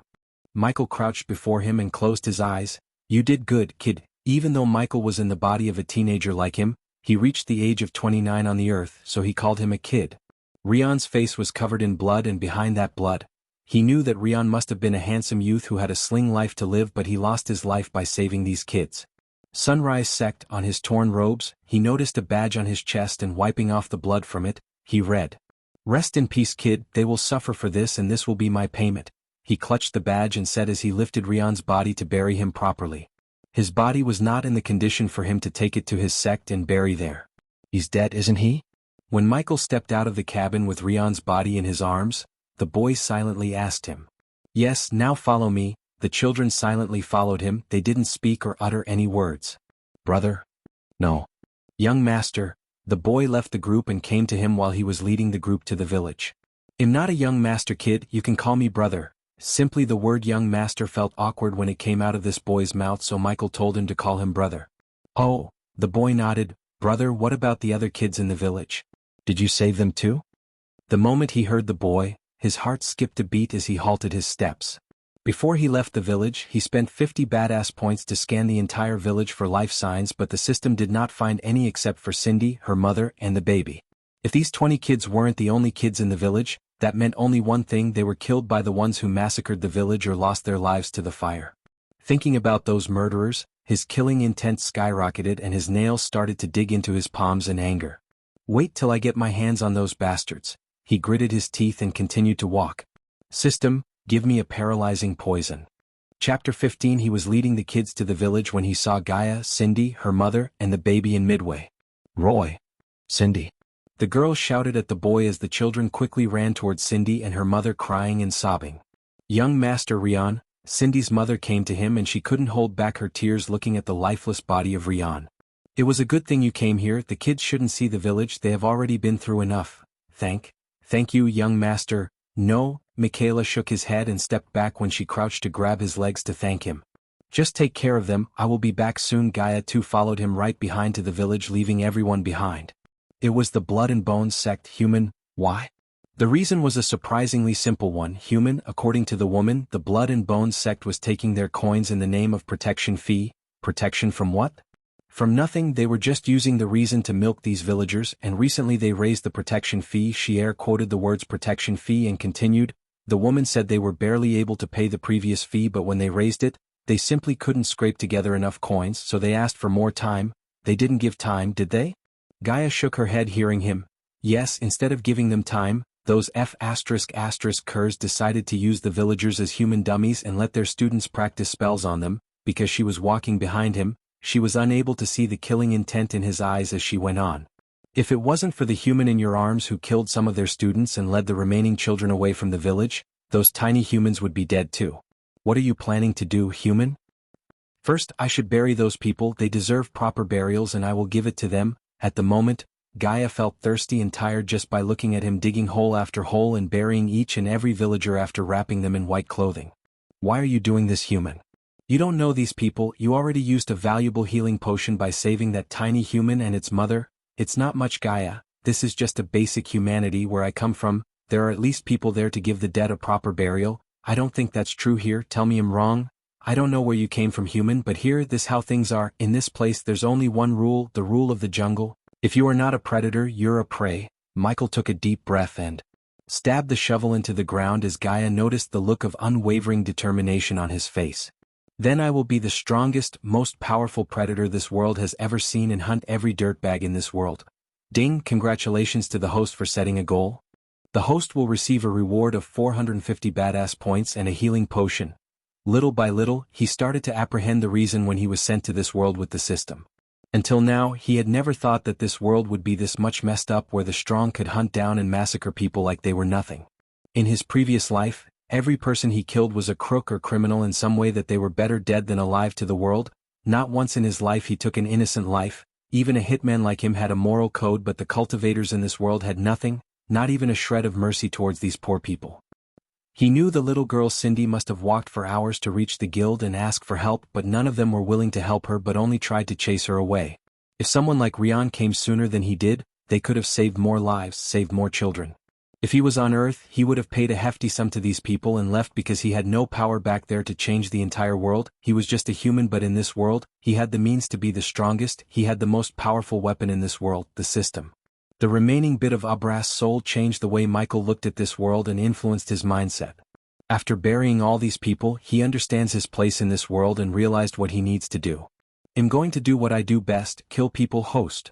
Michael. Cultivation level Foundation Stage, Level 9 Experience Points, 24500/25,000 Badass Points, 2,000 Current Skills, Lightning Dash, Level 1 Ignitia, Level 1 Wind Blast, Level 2 Passive Abilities, Environment Scanning, Level 1 Responsive Energy Shield, Level 1 Occupation, Adventure Status. Healthy Goals: be the strongest predator in this world. Subordinates: Gaia, Loyalty Level 10%, Notable Skills, above average in marksmanship, proficient in close combat. System: how many points to upgrade the energy shield? Level 2 of the responsive energy shield will be able to completely block all the body refining stage and body strengthening Level 2 attacks. 1,500 points required to upgrade to Level 2. Do it. He didn't need another offensive type of skill or to upgrade the Ignitia, as he had the knife to kill anyone under the body strengthening stage Level 6. In an all-out fight, the shield would be a lifesaver, so he didn't hesitate to spend the points and upgrade it. Gaia: did you ask the woman the location of the sect? Don't be rash, human. Although this sect was newly founded one, the woman said the sect leader is a body-strengthening Level 2 cultivator. She thought he would be afraid or at least slightly shaken, but unexpectedly he was grinning. It seems the universe itself want me to kill them. When he decided to upgrade his shield, he had never guessed it would make him invincible before them. With his shield, even their strongest, the sect master himself, wouldn't be able to stop him from exterminating them. Gaia: his grin disappeared and replaced by a stern look. From this moment on my path, I will kill a whole lot of people and make many enemies, probably powerful ones, so if you want, you can leave. He was 99.9% sure that she wouldn't leave, but he wanted to warn her, and if she chose to leave he would let her. What the F***k are you talking about? Without my cultivation, Nagas would eventually find and kill me, or worse. She sighed and continued, but with you at least I have a chance to repair my cultivation and kill that bitch, so this princess will stay with you. Good choice. Stick with me and I will not only heal you, but I will also help you take your revenge. Deal? He reached his hand out as Gaia shook his hand with an ear-to-ear grin on her face.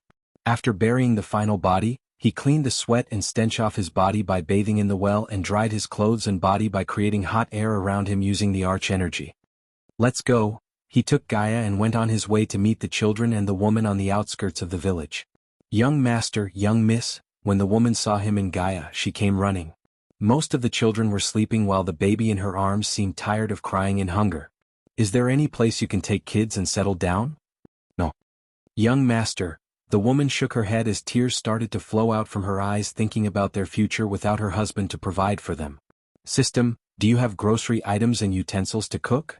The host should know by now that if the host has badass points, the system can provide the host anything. All right. The woman was startled, looking at the vegetables, bags of rice, and utensils appearing out of nowhere before them. Don't refuse. Take this and start cooking. When I come back, I will help you find a new place to settle down. He wiped the tears off the woman's face as the woman nodded and let out a gentle smile. Young master, what do we call our savior? Gaia looked forward to hearing his name, since he had never told her his name, and obviously Ghost was not his name. In what that exists also doesn't exist. You can call me Ghost. Ding. Congratulations to the host for successfully being a badass. The reward is 50 badass points and a teleportation scroll. Chapter 16. Sister Clara, do we have to invite this sinister sect to the ceremony? At the moment, a group of 6 people was dressed in silver and yellow uniforms and their flying swords soaring through the air. The group had 3 boys and 3 girls. The prettiest red-haired girl in the group was flying in front, leading the group, and when her junior sister asked the question, she nodded. Even though they use immoral techniques to cultivate, they are still a sect and we are obligated to invite them. If Gaia was here, she would identify them by looking at their uniforms. The 6 of them belonged to the renowned Morning Star sect of Breedia. Another pretty and sweet-looking girl in the group looked at the red-haired girl and spoke out softly. Why do we have to do this? Wasn't this Orion's responsibility? Apparently someone was dumb enough to take a quest from the guild that Orion was looking to complete, so he was searching for that fool all over the river town. Oh? The girl sounded surprised hearing the boy beside her. Who is he? Which sect he belongs to? Sect? The boy snickered. He was a rogue cultivator according to the guild, and hear this, he is only a foundation-level cultivator. All the students present were astonished. Within this Breedia kingdom, nobody had ever raised a finger against them, let alone taking their quest. Besides, this person was only at the foundation level. I think he must have come from another kingdom, but it doesn't matter now. When Orion gets his hands on him, he's dead. The 3 boys' faces were filled with smiles as the girl frowned and moved near to Clara. Sister Clara, can you do something? He was obviously made a mistake by taking Orion's quest. Kulra glared back at the girl and shrugged. With his puny cultivation level, he shouldn't even go to the guild yet. Not only he did go there but also took the quest without Orion's permission. It seems he is more arrogant than Orion, so we should let him learn his lesson. But Sister Clara? If he wasn't from Breedia, he'll tell Orion to leave him alive after he finishes punishing him, okay? Why are you trying to defend that fool? The girl showed the boys a wry smile and sighed. I just don't want anyone to get killed over some minor mistake, that's all. Sure, we have entered the sect's premises. Clara looked at the empty ground in the middle of the forest and motioned them to shut up. The minute Clara and the group landed, more than 10 shadows emerged out of the thick forest and greeted them. Welcome, welcome to the Blood and Bones, everyone. An old man in ragged clothing was leading a group of elders of the sect. Their hair was disheveled as their bodies reeked of alcohol, and at one glance, they looked nothing more than drunk beggars. The 2 girls behind Clara tried their hardest not to twitch their noses due to the stink as the boys stared at them with an awkward expression. Sect Master Ralphie, we are here to give you the invitation to the annual Bright Light Ceremony. Clara took out a gold tablet from her space ring and handed it over to the old man. The old man took the tablet from her hand before wriggling his nose and taking a deep breath. His face exuded a look of pleasure. Clara felt extremely disgusted looking at the lust in their eyes but kept her calm demeanor. After a few breaths, he licked his lips and looked at the elders, speaking in a deep voice, go to the next village nearby and get our protection fee. We can't attend the ceremony without gifts in our hands. The 2 old men behind him trembled and hurriedly replied, of course, Sect Master Ralphie. Well, gather some disciples and collect the fee before the dawn. Seeing the elders turn to leave the place after giving them a weird look, the girls stomached their disgust and waited for Clara to get the heck out of here. Good. Having said that, the old man laughed, but when the elders were about to leave, the girls and boys saw a person wearing full black robes stepping out of the forest and entering the empty ground. Looking at the direction the disciples were staring, the old man turned around to see a youth walking towards them. He asked the Morning Star sect disciples, do you know him? The disciples shook their heads cluelessly as Clara's brows furrowed when she saw the youth's cultivation level. The old man's expression turned cold as he smiled at the youth. Killing intent radiated out from his eyes. He then waved a hand and instructed the elders, casting his glance at the youth in front of them. In a few seconds, Clara and the group saw 10 disciples of the Blood and Bone sect who wore blood-red robes appear on the empty ground and surround the black-robed youth. Ralphie directed his glance towards the youth and laughed coldly. You have some guts to trespass into the Blood and Bone sect, brat. Do you have a death wish or something? Why are you here? I'm here to send all of you to hell. Master Song puckered his eyebrows as the elders opened their mouths in shock. At the same time, the group of Clara had curious and suspicious expressions on their faces as well. One of the girls asked quietly, Sister Clara, who is he? Where did he come from? The few of them looked at each other before shaking their heads. I've no idea, but he seems to be mad, walking here with his foundation-level cultivation. The few of them were thrown into a hushed discussion as they occasionally glanced at the black-robed youth, each with their own thoughts formed of him. Since you're so adamant in dying, let me grant your wish? A muscle mountain blocked Michael's way with a wicked smile. His biceps were bulging out holding a 6 feet heavy golden axe. Shit human, he must be eating entire boars and buffaloes for breakfast. Compared to the muscle mountain before him, he looked like a little lamb. Pulch, but suddenly the bulky man's eyes widened as he dropped his big axe on the ground. A few seconds after, he too dropped on his knee and the students around him saw a black knife sticking out of his heart as blood was oozing out of the wound. When he retrieved the knife, he kicked the axe as the huge axe landed in his hand. Ding. Congrats to the host for killing a body refining stage level 6 cultivator. The reward is 4,500 experience points as well as 200 badass points. Indeed, for a moment, all of them were astonished as Clara's group froze in their places. They watched on with gaping mouths as Michael transformed himself into a bolt of lightning and charged straight at the group of Blood and Bone sect disciples who were surrounding him fearlessly. Pulch, pulch, pulch. They couldn't see Michael's body, and the only thing they could was the lightning bolt in the middle of the group. Every time the bolt of lightning came near a disciple, hot blood splashed onto the ground. In a few seconds, they witnessed Michael stop his steps as the disciples who were surrounding him a moment ago was now laying on a puddle of their own blood. The 6 of them from the Morning Star sect were dumbfounded as their faces were full of shock. Just in a mere moment he was able to do this? They are moving. The pretty girl behind Clara pointed at the disciples and said as everyone looked closer at the disciples. All of their legs were cut or chopped off in a most horrible way. The broken bones were sticking out of their legs and made the girls nauseated. Bastard! Ralphie's anger erupted within him like a volcano as his scream echoed through the forest and chased away all the birds resting in there. In that instant, even without needing Ralphie to shout at them, the blood and bone sect disciples rushed towards Michael with faces of evident rage. Chop them off, human! With his blood-dripping axe on the shoulder, Michael stood there with an evil smile and waved at them to attack him together. Ding! Congratulations to the host for successfully being a badass. The reward is 100 badass points. Xianxia. He fired lightning bolts from his one hand at the weaker disciples. Edge. The lightning bolt was aimed at their legs and the lightning bolt completely burned their flesh as the bones started to become visible. Lightning dash. Before the stronger disciples cast a shield spell, he again turned into a bolt of lightning and dashed at them. Whoosh. In the next moment he appeared behind a single cultivator who was trying to attack him. A wicked smile appeared on his face as he asked, "In behind you?" Ah! The disciple's eyes gaped wide open as if he had just seen a ghost and was in a state of panic. In a flash, Michael brought the wrath of the axe down upon him, chopping his two legs completely off of his body and sent the limbs flying towards the elders. Soon after, the lightning arcs beneath his feet seemed to jolt and dance like streaks of lightning in the sky. He then turned to the next disciple. "I'm just getting started." Chapter 17. After a few breaths of moments, the empty ground was full of anguished cries of agonies and pleas for mercy as well as blood and limbs. With a pair of bloodshot eyes, Michael's heart was filled with rage and killing intent. The more he chopped off their legs, the angrier he got as he released all of his pent-up rage burying those little children on these disciples. He completely ignored their pleas for mercy and threats. He knew that these were animals roaming on this planet and all deserved to die. He knew that he had to make them feel what the villagers and the little children felt before they died. At the same time, his mind was filled with continuous sounds and alerts made by the system. "I will kill you, bastard." Ralphie couldn't hold his anger anymore by looking at all his crippled students lying in their own pool of blood. The elders were quite shocked seeing his weird spells and techniques, but they knew if they didn't move now, Ralphie would kill them. Bring it on. He laughed loudly as he held onto the axe and charged towards the elders who had looks of fear and surprise etched across their faces. Looking at his speed, they halted their movement in shock and didn't move an inch. At the very last moment, the elders regained their senses and started conjuring different spells in a bid to defend themselves but were still scared stiff. Regardless of whatever spells or skills they cast, they couldn't reach him through his shield. After their fruitless attempts to kill him were made apparent, they stared at the golden blade of the axe as they felt immense pain.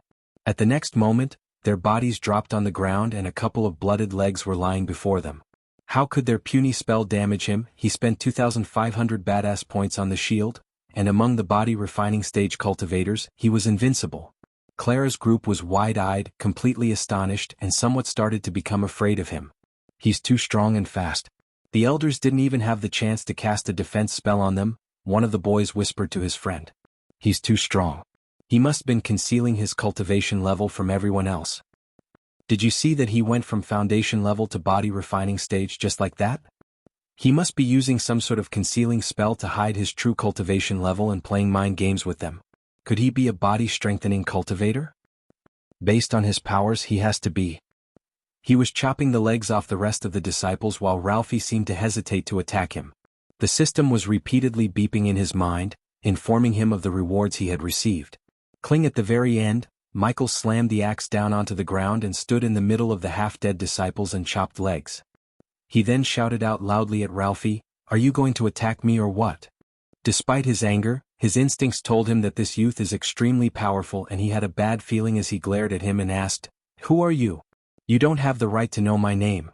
He smiled but his eyes were full of killing intent towards Ralphie. "Why the F***K did you do this?" Ralphie pointed at the disciples and the elders who were crawling on the ground and asked furiously. "Rosewood Village," he only said 2 words but his tone was deep and serious. "Isn't that the name of the small village nearby?" The girl behind Clara frowned and hearing the girl's voice, Ralphie also remembered the village. "What of it?" Clara and her group craned their necks and waited for his answer but instead of speaking, he laughed like an evil maniac. After a few seconds he stopped laughing and glared at Ralphie. "What of it? What of it, huh? You used the villagers, the little kids as dummies to practice your spells and then you burned the whole village to the ground for what? A couple of 100 coins." Ralphie clenched his fists as several veins bulged up on his forearm. He maintained an ashen face as he laughed out angrily, Good, very good, you did that because of those worthless ants. Ever since the day the Blood and Bone sect has been established, until now, none has raised a finger against us. You are the first and shall be the last. The next moment, he took out his sword and dashed at Michael, throwing the golden tablet away. He did this because of a few mortals? One of the boys asked the group like it wasn't a big deal at all. Sister, Clara, what do we do? Clara sighed and took the golden tablet from the ground. Let's see how this unfolds. I don't think he can kill Sect Master Ralphie. Ralphie was a body strengthening stage cultivator after all.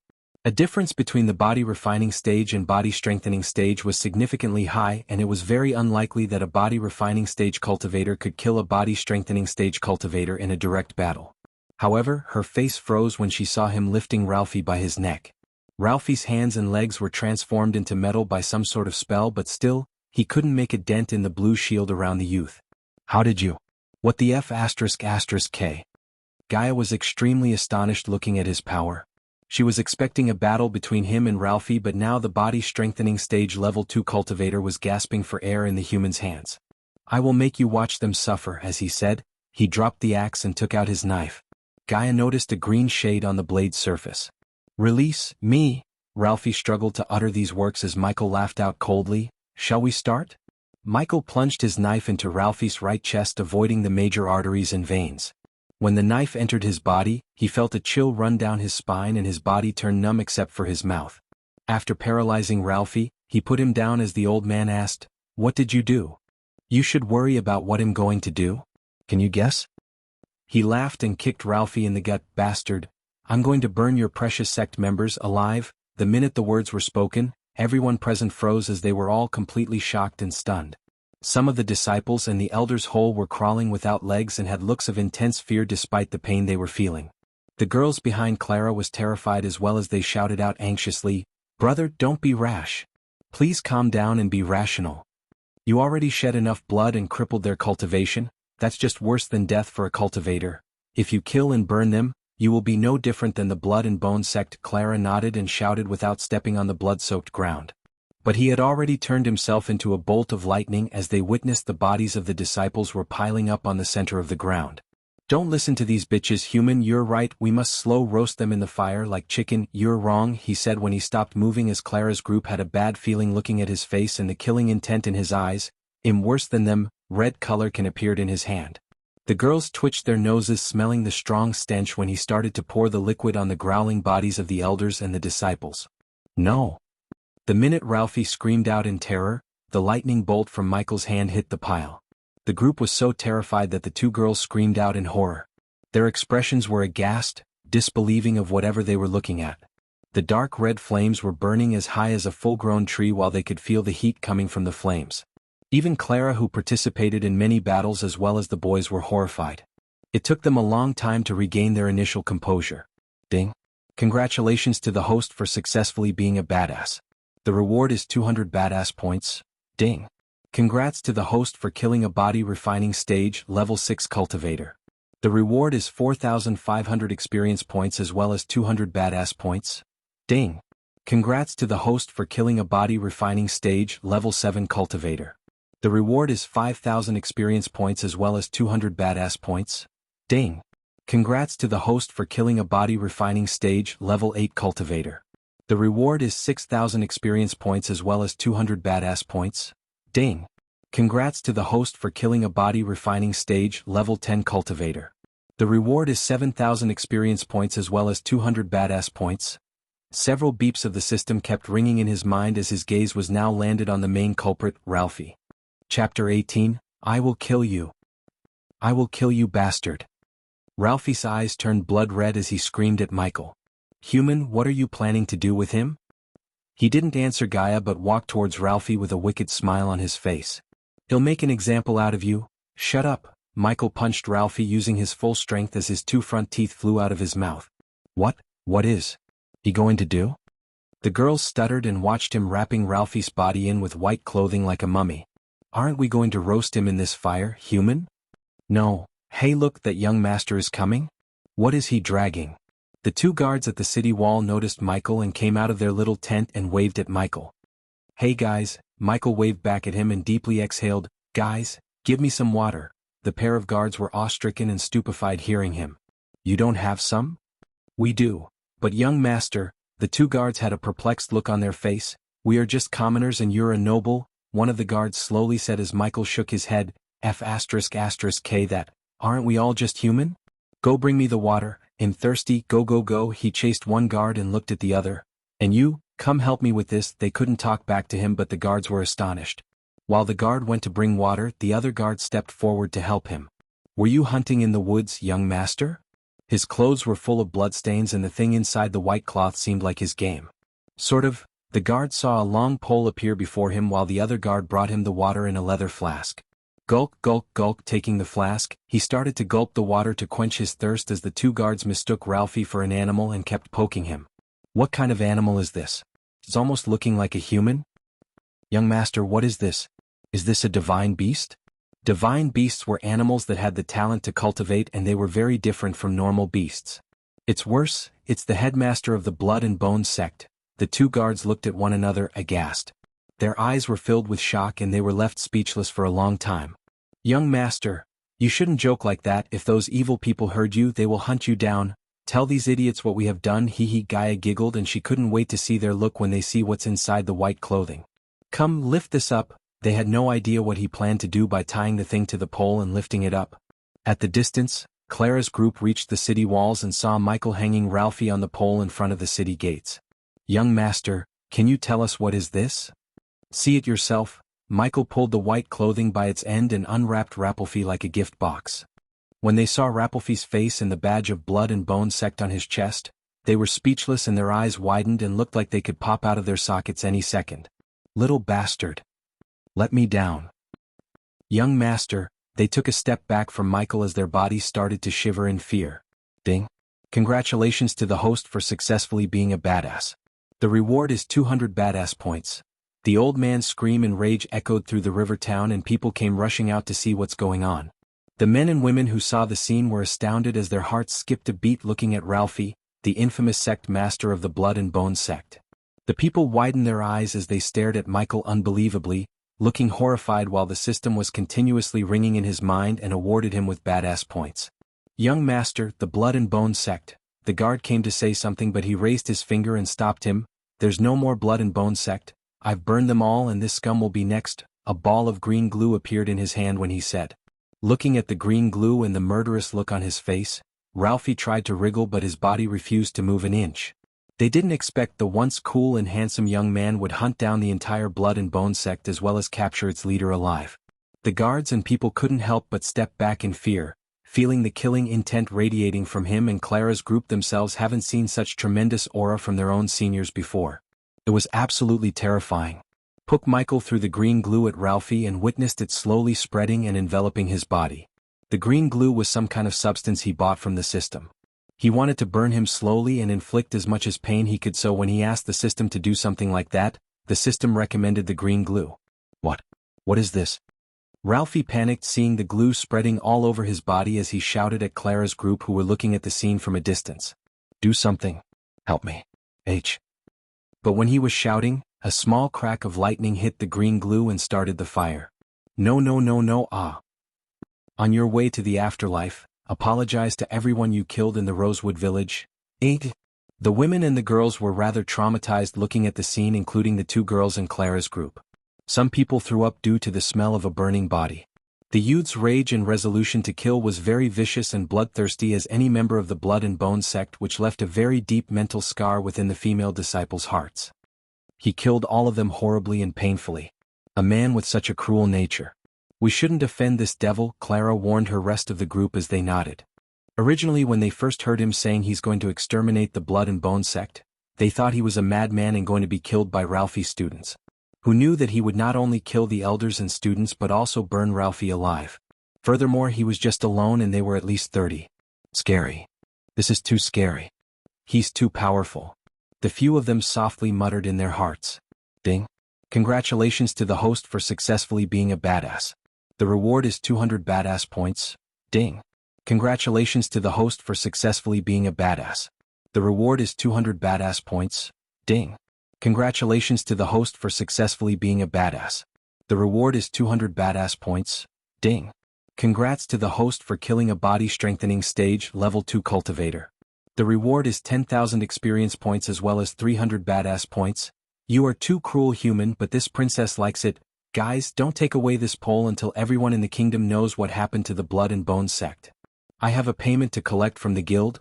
The crowd stepped aside and made way for him as he activated the lightning dash and disappeared from the scene, leaving everyone shocked. Oh shit, did he say guild? One of the boys raised his brows and asked, yes, why? Orion will be there. We should go and warn him before he pisses this person off. The whole sect knew about Orion's arrogance and the tendency to make enemies out of everyone. Even in the sect, the outer disciples hated him the most because of his bullying, and they didn't want Orion to meet the one who single-handedly annihilated an entire sect. Chapter 19. Hey, eek! The girl on the reception squealed and jumped back when she saw him suddenly appear before her. You scared the hell out of me. The scene where he killed a powerful adventurer Kiten like a fly traumatized her, and now she was more afraid of him than attracted to him. Here are the bandit badges, now run along and get me my coins. You heard him, bring us our coin, you little rat, Gaia shouted at the girl as he chuckled. Right?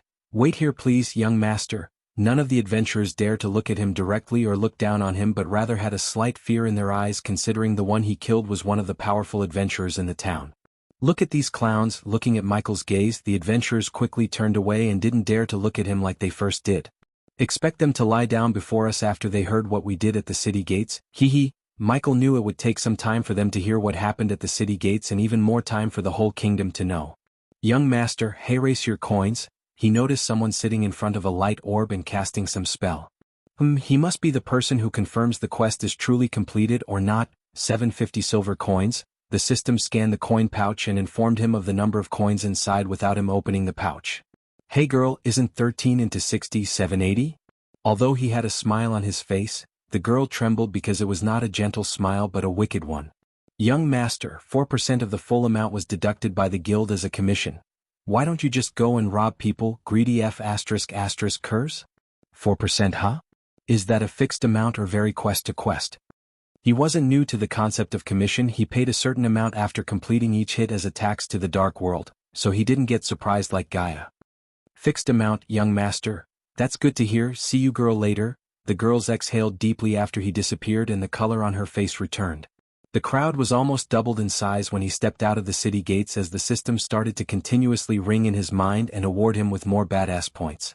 All the people were standing around the pole and murmuring while the guards saw him coming towards them. Step aside, young master is coming. The group of people standing on his way quickly jumped out of the way and lowered their heads. Guys, come here. He pointed his finger at the two guards and motioned them to come. Like two obedient puppies, the guards came running and waited for his order. Tell me your names?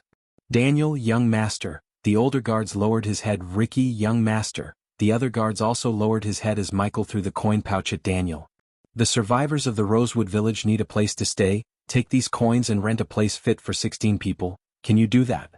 Both of them were at a loss for words, but Daniel quickly responded by nodding his head. I'll be ready, but young master, Daniel scratched the back of his head and looked curious. You haven't told us your name yet? Don't you dare say ghost, human, Gaia shouted in anger as he smiled at the guards. You can call me the ghost. Moments later, Cindy's mother was waiting for him and Gaia with their potions of food. At this time, she saw a crack of lighting on the ground that appeared not too far in the distance. A small smile emerged on her face as the lightning bolt changed to reveal his figure. The children were cuddling each other and sleeping without any worries about what's going to happen for them in this cruel world without their parents. Young master, did you eat? The woman nodded and picked up a bowl of chicken rice porridge. It's not much like you have eaten in your life. A powerful youth like him couldn't be anything but a rich young man who had enough abundant wealth and cultivation resources to be this powerful at such a young age, she thought. If you must know, I'm not a noble or lord of anything but a commoner just like you and these children. He took the bowl from the woman's hand and sat on the sandy ground. Wow! His eyes sparkled when the porridge touched his taste buds. He had never tasted something like this in his previous life, and he had eaten in any prestigious 5-star hotel and Michelin star restaurants on the earth. But he didn't give any fancy ingredient or anything special. Yet, the woman before him turned the usual ingredients into something special. This is delicious, lady. What's your name, by the way? She was bewildered hearing his comment. It was just a normal porridge that had chicken pieces in it, but looking at his expressions, she couldn't see any sign of him lying. Raylene Agner, young master. She lowered her head in respect while Gaia jumped out of his body and completely shook Raylene. Her eyes widened as she became speechless seeing her suddenly appear out of his body. You want this prink? Just shut up and eat it, he interrupted her before she could finish her sentence and insult Raylene. How? Growl? She raised his finger angrily but soon her face turned red in embarrassment because of the sounds her stomach was making breathing the aroma of the food. It's not, Gruel. She clenched her stomach tightly and tried to silence the sound coming from her stomach but she ultimately failed. Here, don't embarrass yourself further. He took another bowl and handed it over to Gaia. She was already hungry when he chucked all the food in the inn but her princess pride prevented her from asking for food. It has been almost a week since she ate something and smelling something delicious as this, she couldn't hold her craving anymore. Taking the bowl in her hands, she gawked around and stood still like a confused child. Are you expecting a throne, princess? Sit your ass down here, his shout made Gaia's knees go soft as she sat on the sand with him. As she moved the spoon near her mouth, the fantastic smell of porridge wafted into her nose. Suddenly her appetite became out of control. She opened her mouth and took a bite and the next moment, her eyes widened in disbelief. The delicious taste, including the scorching aroma of the chicken and the sweet and sour tang of the rice, tickled her taste buds instantly. My gosh, this is too delicious. A simple porridge like this, which was so ordinary in appearance, had become so attractive to her. However, the system notified Michael that the ingredients it gave were extremely high quality and everything was filled with pure arch-energy molecules that made this porridge so much tastier. How else a simple porridge like this could be this delicious? Gaia, how is the food? He asked her at that moment. However, she had no time to answer the question as she devoured the porridge quickly. It seemed as if she was still longing for more. It is so good? He asked her with a grin but he didn't wait for her answer as he turned to look at Raylene. Raylene, we're going to the river town and I made arrangement for your stay. Soon I will find a more permanent home for you guys. Tears rolled out of her eyes thinking about everything this stranger has done for them. Her tears however disappeared when a gentle wind blew on her face. You shed enough tears for one day even though it will be hard, try to forget about everything that happened. Chapter 20. The sky was turning dark and the bright stars were starting to come out while the gentle breeze of the evening wind was gently blowing. Look over there, the young master is coming. Who are those children behind him? Daniel and Ricky saw Michael, a woman, and a group of children of different ages walking towards them. They must be the survivors of the Rosewood village. As a commoner who was born and raised in a village like Rosewood, Daniel felt sad for those people. Many rulers and kings wouldn't raise a finger for a sect like Blood and Bone massacring the commoners thinking it would damage their relationship with the sect. This was the first time that someone actually did something against a sect like the Blood and Bone. They still couldn't believe that the bones of the sect leader are hanging from a pole outside the city gates like a weird decoration. The entire river town was in turmoil hearing the news about the extermination of the sect and by tomorrow night, the entire kingdom would know what happened to them and the person who killed them. At that time, Ghost would become just as famous as many popular adventurers and disciples. Next to Michael, the ones who profited more in this situation was none other than the two guards, Daniel and Ricky. Before Michael came to River Town, they were just two trash soldiers in the king's army sent to watch over this faraway land by the king of Bredia. They had no respect among the adventurers or the disciples of the various sects who come to the river town. In the other towns and cities, the guards had more prestige and would get a nice discount anywhere they went, but here, even the tavern owner wouldn't even give them a small discount on ale and food. However, now their reputation and respect skyrocketed as everyone in the town started to show them overwhelming respect because of Michael. Now Daniel and Ricky were not just guards but the minions of the Ghost, the one who single-handedly massacred the infamous Blood and Bone sect and burned the sect leader alive. While they were hunting for a large place to rent for the Ghost, the people and youths came to them asking about the Ghost and their association with him, and unlike Daniel who tried to keep his mouth closed, Ricky bragged about their connection with the Ghost. He even bragged saying he and the Ghost shared drinks, which was somewhat true. As she got closer to the city gates, Raylene saw a white skeleton hanging from a pole. She suddenly felt spooky and terrified looking at the skeleton. Do you see that skeleton? It's the sect leader of the Blood and Bone. In that instant, Raylene completely fell into a daze. Every single word was punctuated clearly within her ears. Young master, you killed him. Yes, Raylene's eyes still had that look of sheer shock as Daniel and Ricky came running. Young master Ghost, the owner stated an outrageous price, but we haggled and closed the deal for 300 silver coins, Ricky proudly exclaimed and handed over the coin pouch to Michael. Good job, here keep this. He took 20 silver coins against Gaia's shout and gave it to Ricky. Share it later, now help them settle in the place. I have to check in with the tavern. Brother, aren't you coming to stay with us? Cindy pulled his sleeve and asked him as he ruffled her head playfully. No, but I will stay very close to you, Cindy, young master. But Raylene was already in shock after hearing that he had spent 300 silver coins for them, and why did he have to stay the night at the inn while they stay in the house he rented with his coins? No, it won't be right for me to spend the night there. People tend to spread nasty rumors when a single mother stays the night alone with a young man. It would affect both her and Cindy in the future, so he decided to stay in the tavern. And if someone started to talk rubbish even after this, he would simply knock all their teeth off and shut them up for good. Young Master Ghost is right, my lady, these people have nasty mouths, Daniel said, and it took a few moments for Raylene to think about the consequences and agree with them.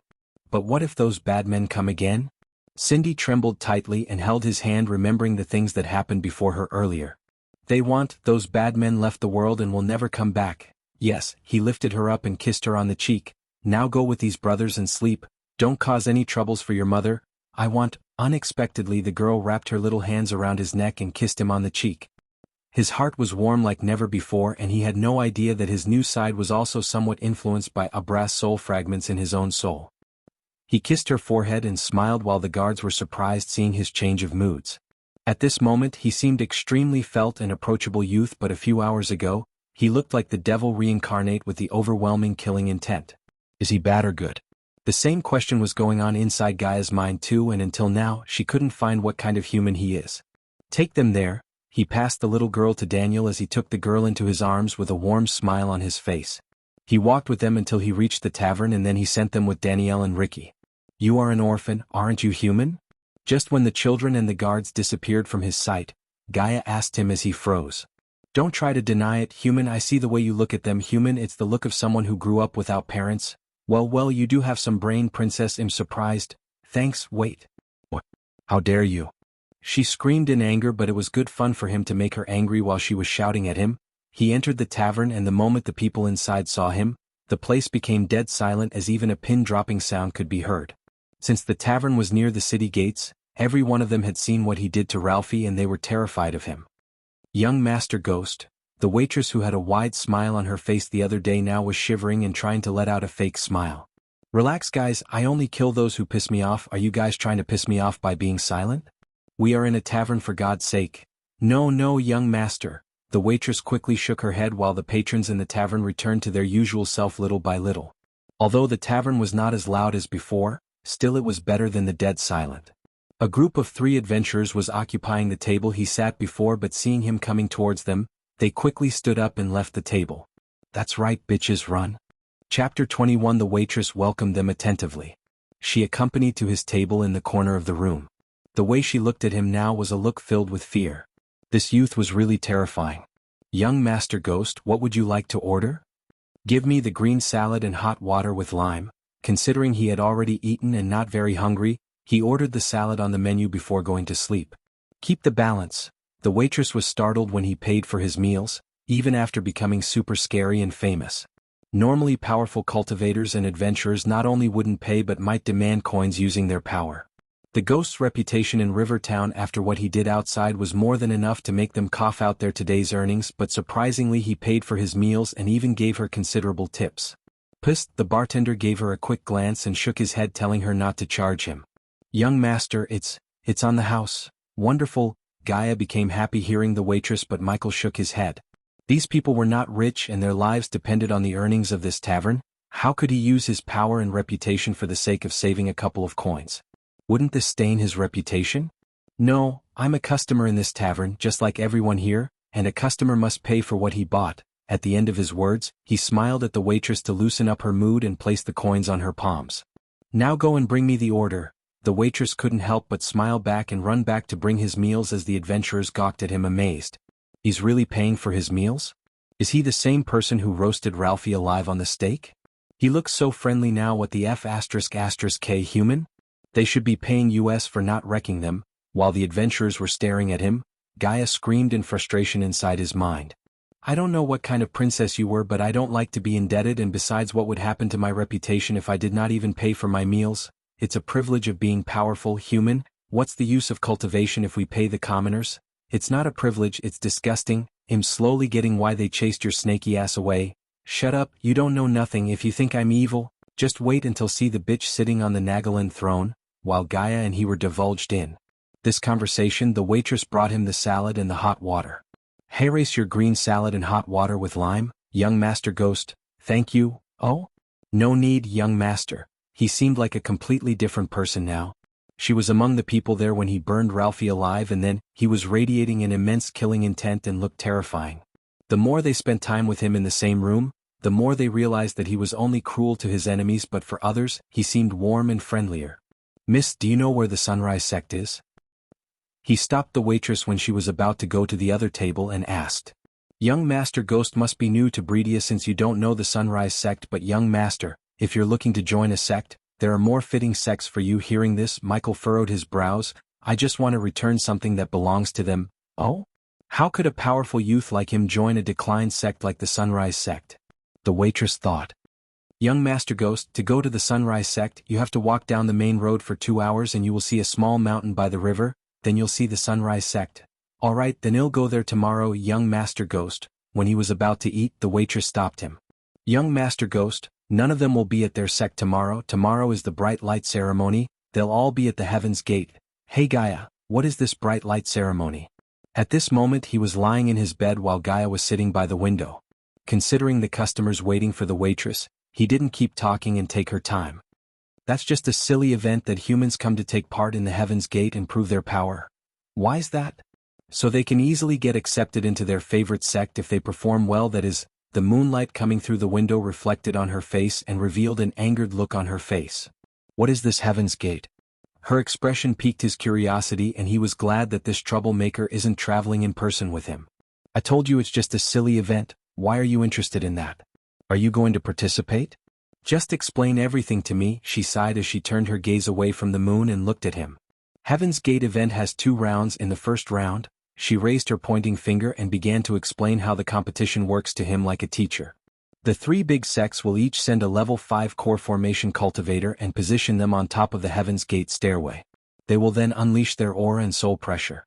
Everyone who participates in the competition will need to climb up from the bottom to the top, but the higher they go, the more pressure they will face. Finally, the first 24 disciples to reach the top will be chosen to participate in the second round of the competition. I assume there are the requirements to participate. She nodded, hearing his question. There are 2 actually. One must be under 30 years old and not more than a level 10 body refining stage cultivator. This means that I meet the requirements to participate in the competition.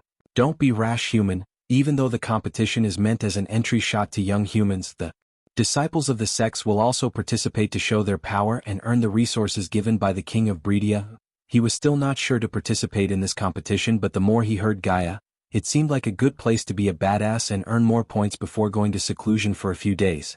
The system notified him that he has enough experience points to reach level 4 of the body refining stage. Yet, the system required 3 days to upgrade his level and strengthen his body, and during the 3 days, he wouldn't be able to access the system, and any disturbances would cause him to fail the breakthrough as well as lose all the experience points. How big of a loss that would be. That was why he didn't dare to attempt to break through in this place. Continue. Where was I? How the second stage, the second round, is the most entertaining and what most people will look forwards to. The first 24 disciples who reach the higher number of steps will fight one-on-one in 12 stages. Huh? Didn't you say the first 24 disciples to reach the top? Where does this higher number of steps come from? Her expression turned more gloomy. No one has ever reached the top, human. That's why they take the disciples who climbed more steps rather than waiting for them to reach the top. Makes sense. Now tell me how they arrange the fights? They will give 24 cards. On top of them there will be a number from 1 to 12. You will choose one randomly, and participants who get the same number will be fighting against each other on the stage. The prizes for the winners vary each time, so we'll only know about that tomorrow. He kept running his finger through his beardless smooth face and pondered about whether he should take part or not. Hey system, how many badass points do I have? 11,000 points.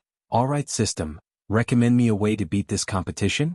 I don't care about the second stage since I have my sweet shield. My concern is the first stage. Loading?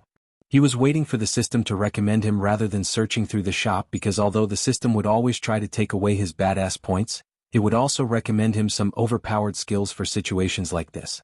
The responsive shield and the lightning dash skill was an example of this. After a few seconds of waiting, a golden sheet appeared before him. Name, Energy Devourer class, legendary function. The host will be able to turn the energy pressures into experience points upgradable. Yes, price. 9,000 badass points. Looking at the amount next to the price, he deeply sighed as his heart ached to spend that many points on a single skill. Hold on to it, I'll buy the skill if I need it. Chapter 22 Human, wake up. If they were to reach Heaven's Gate province, they had to depart from River Town before the sunrise, and even after telling him about this, when she woke up, he was still sleeping like a baby. He looks cute when sleeping. This was the first time she was staying with a man in the same room. As a princess of Nagaland and a free spirit, she had traveled to many places and met many youths who tried to court her. Every one of them was extremely wealthy and offered an immense amount of wealth to marry her. Her single glance would be enough to raise their heartbeats and drool, but only this human on the bed had never lusted for her, except he called her ugly. Weirdly, it was a nice change to her. Since her birth no one ever dared to disrespect her and would shower her with fake compliments due to her status as a princess. She was sick of it, and this human had never done anything like that. Even after knowing she was a princess, he never cared about that and continued to scold her and ridicule her. I should kick his ass, literally. Hee. She let out an evil grin and raised her leg, aiming at his butt. What the? Michael suddenly woke up, feeling the sudden kick on his butt, and saw Gaia standing before him with a huge grin on her face. Did you kick my ass? The system had never warned him about it, and when he asked the system, it didn't even reply to him. I told you I will kick your ass if you don't wake up. She looked so hot and beautiful right now as it made his mind go blank for a moment. Damn, she's hot. Come on, chop human, we have to leave now to reach the Heaven's Gate province. It seems like I need to buy an alarm from the system shop. He opened up the system and bought a toothbrush, toothpaste and face wash. Although the cultivators didn't need them to keep their body clean, he felt weird going out before brushing his teeth. According to Abras memories, the commoners used some kind of powder to wash their mouths, and most of them didn't spend their coins to buy something like that. Looking at the weird short stick and the cream he was putting on the tip of the stick confused her. Eek! She jumped back when she saw him putting the stick with the paste into his mouth.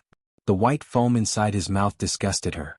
Michael kept brushing his teeth for a few minutes and put the items back in the storage after thoroughly washing his face with the water he bought. Gaia couldn't help but take a deep breath of the fragrance radiating from him as her reaction reminded him of the toothpaste ads on the TV. She stepped forward smelling the wash, and now she was standing just a few inches away from him. What is that smell, human? But the moment she opened her mouth, he took a step back despite her beauty. Looking at the lines on his forehead and his twitching nose, she was bewildered. Such a boner killer. No one would believe that a beautiful hot girl's mouth smells so bad, but it made sense since her meridians were broken and still hadn't been repaired to restore her arch energy circulation through her body. He quickly bought another toothbrush from the system and covered the head with a lot of toothpaste. Here, brush your teeth. What? Her face turned red, guessing why he would ask that. Do it now. He took her hand and placed the toothbrush on her hand as she reached the verge of her patience. How dare you? Cough. While she was screaming, Michael reflected the air coming out of her mouth against her. In a flash, her anger turned into an embarrassment as she couldn't believe that her mouth had become so foul-smelling. How could a princess like her mouth smell so bad?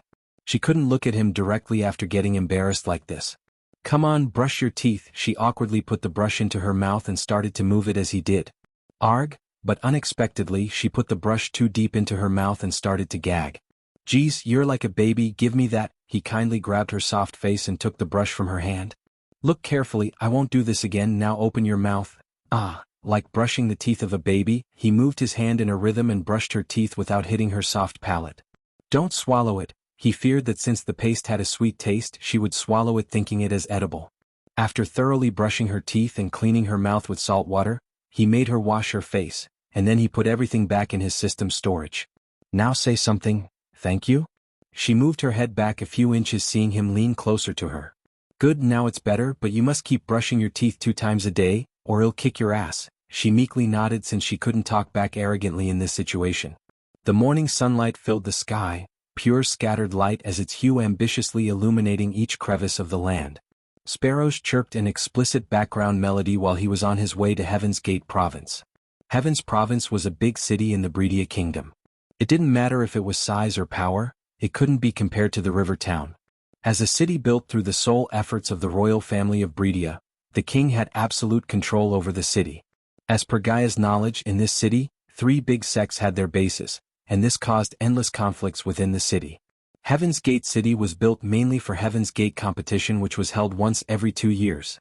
The city, fortunately, didn't have any extraordinary value or resources because if it did, more blood would be spilled. Michael and Gaia traveled for more than 4 hours from the river town before finally arriving at Heaven's Gate City. From the outside, the city itself portrayed a magnificent structure and an aristocratic atmosphere so dense that even the capitals of some countries on Earth couldn't compare with it, not to mention the small cities in the river town. Unlike the city wall in the river town, Heaven's Gate City wall was over 40 meters tall and it wouldn't be possible for anyone under core strengthening cultivator to jump over it. When he finally arrived at the city gate, he found the city filled with people coming towards the city from all directions.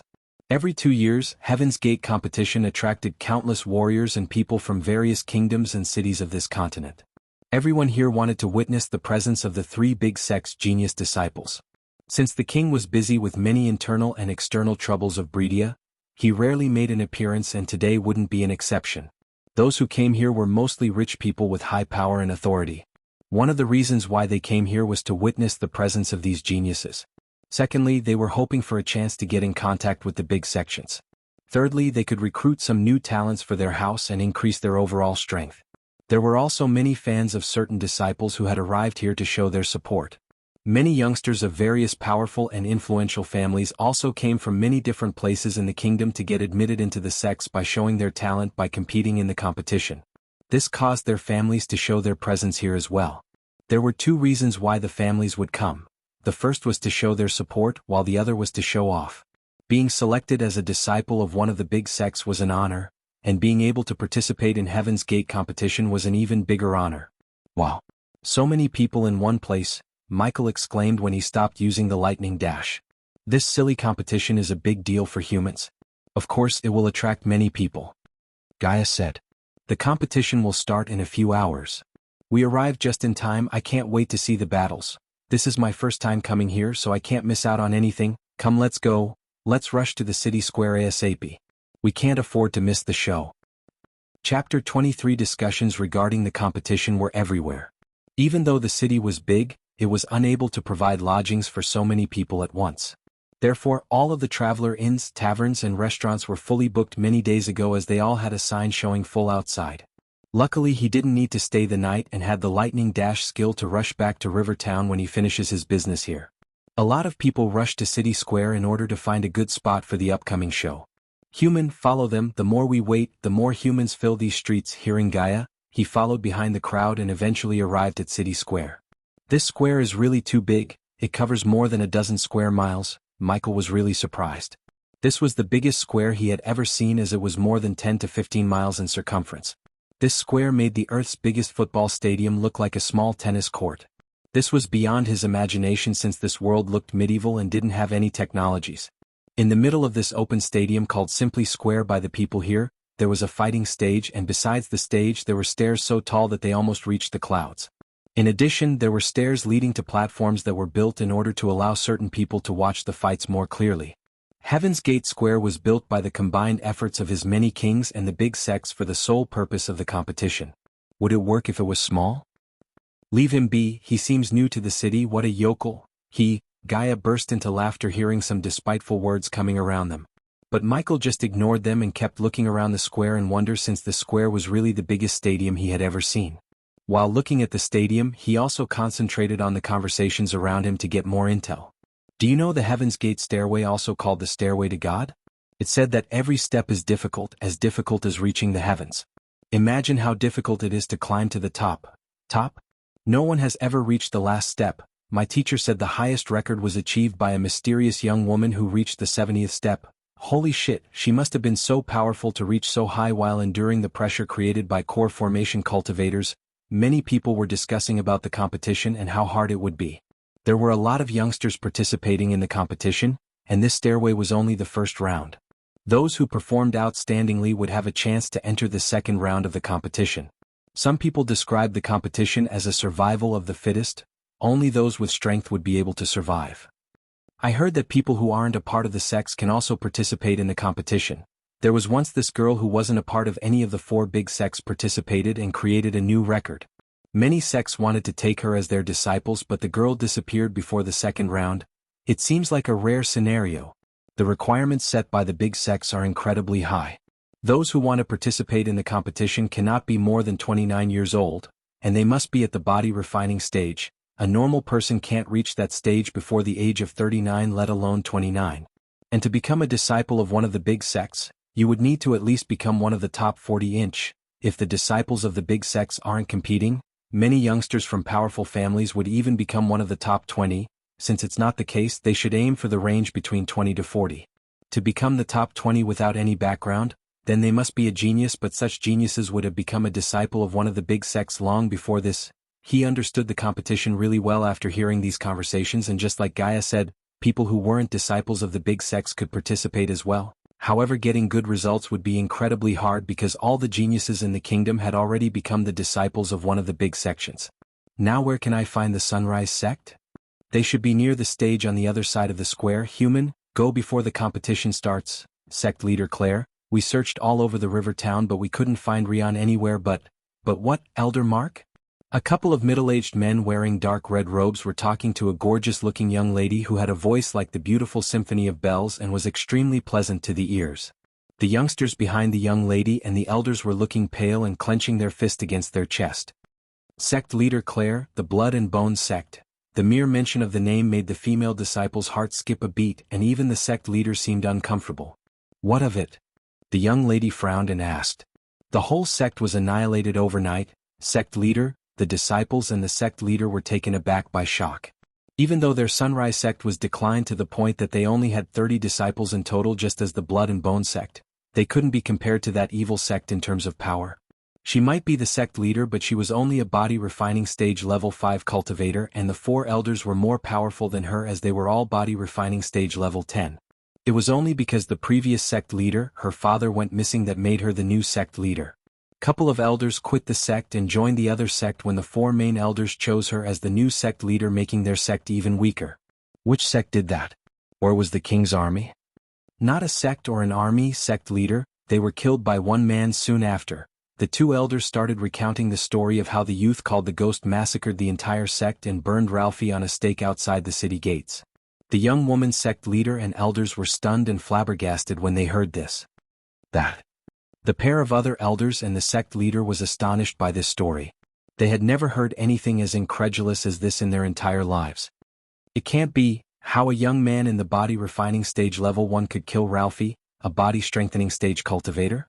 One of the 2 elders asked. I have the same doubt, Elder Sandra, but the whole river town saw him burning Ralphie alive. Incredible it sounded. It couldn't help with their current situation at all. Without Rion, their core disciple, they had no hope of getting into the top 40 and getting the much-needed resources. The entire sect's survival was depending on the resources given by the king.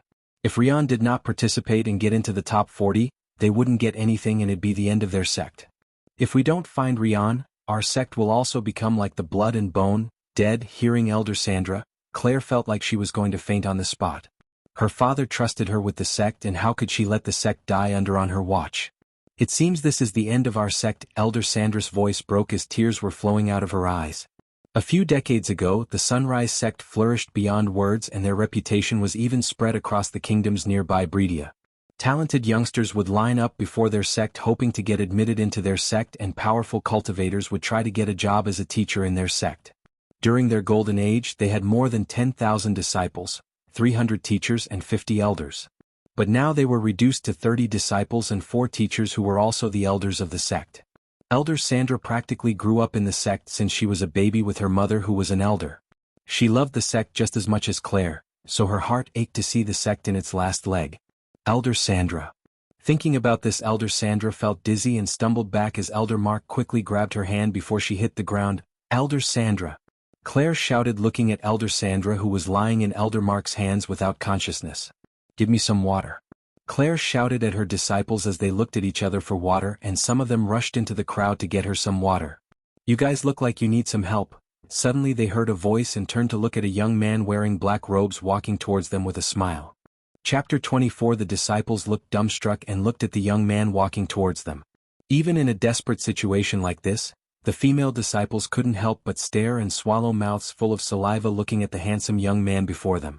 He had a perfect facial structure and a body frame, and simply he was too cute and too hot at the same time. Here, the young man held a water bottle out and waited for them to take it. "Who are you, young man?"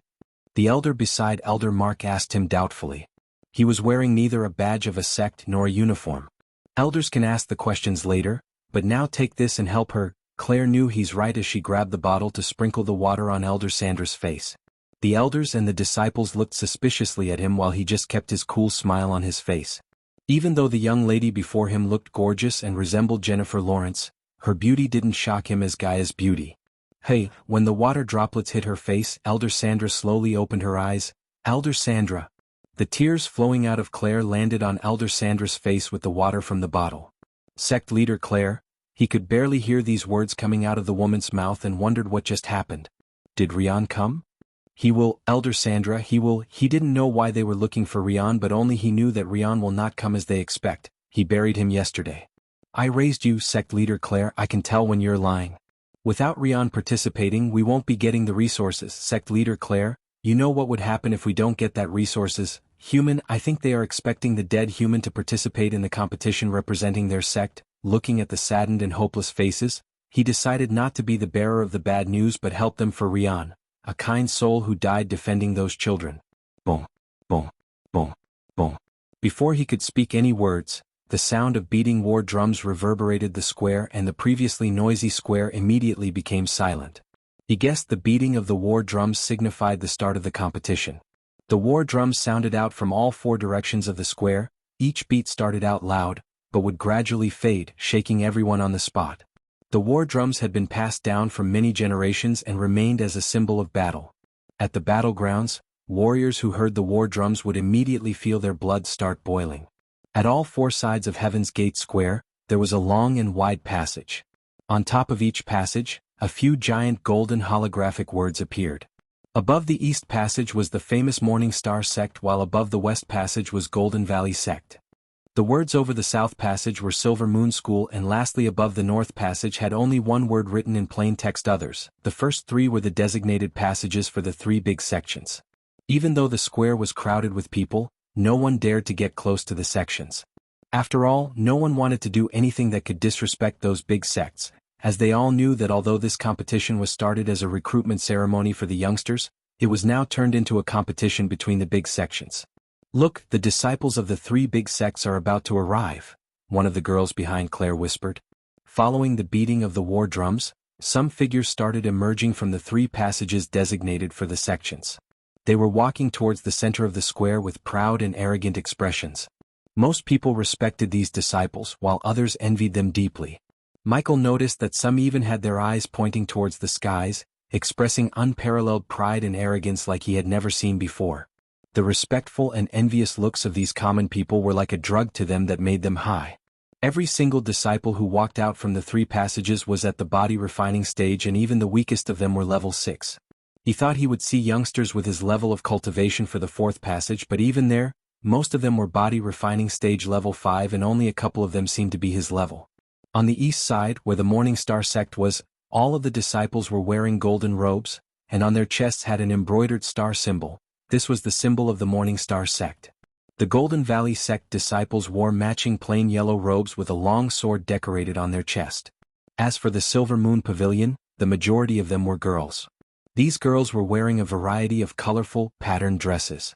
All of them looked so sexy and hot, like actresses and models in Michael's eyes. Why is everyone in this world so hot and sexy? Their tight dresses were perfectly complementing their gorgeous features and their curves, which caused the men's testosterone level soar through in their blood as soon as they saw these girls. Damn. Those chicks from the Silver Moon are really sexy.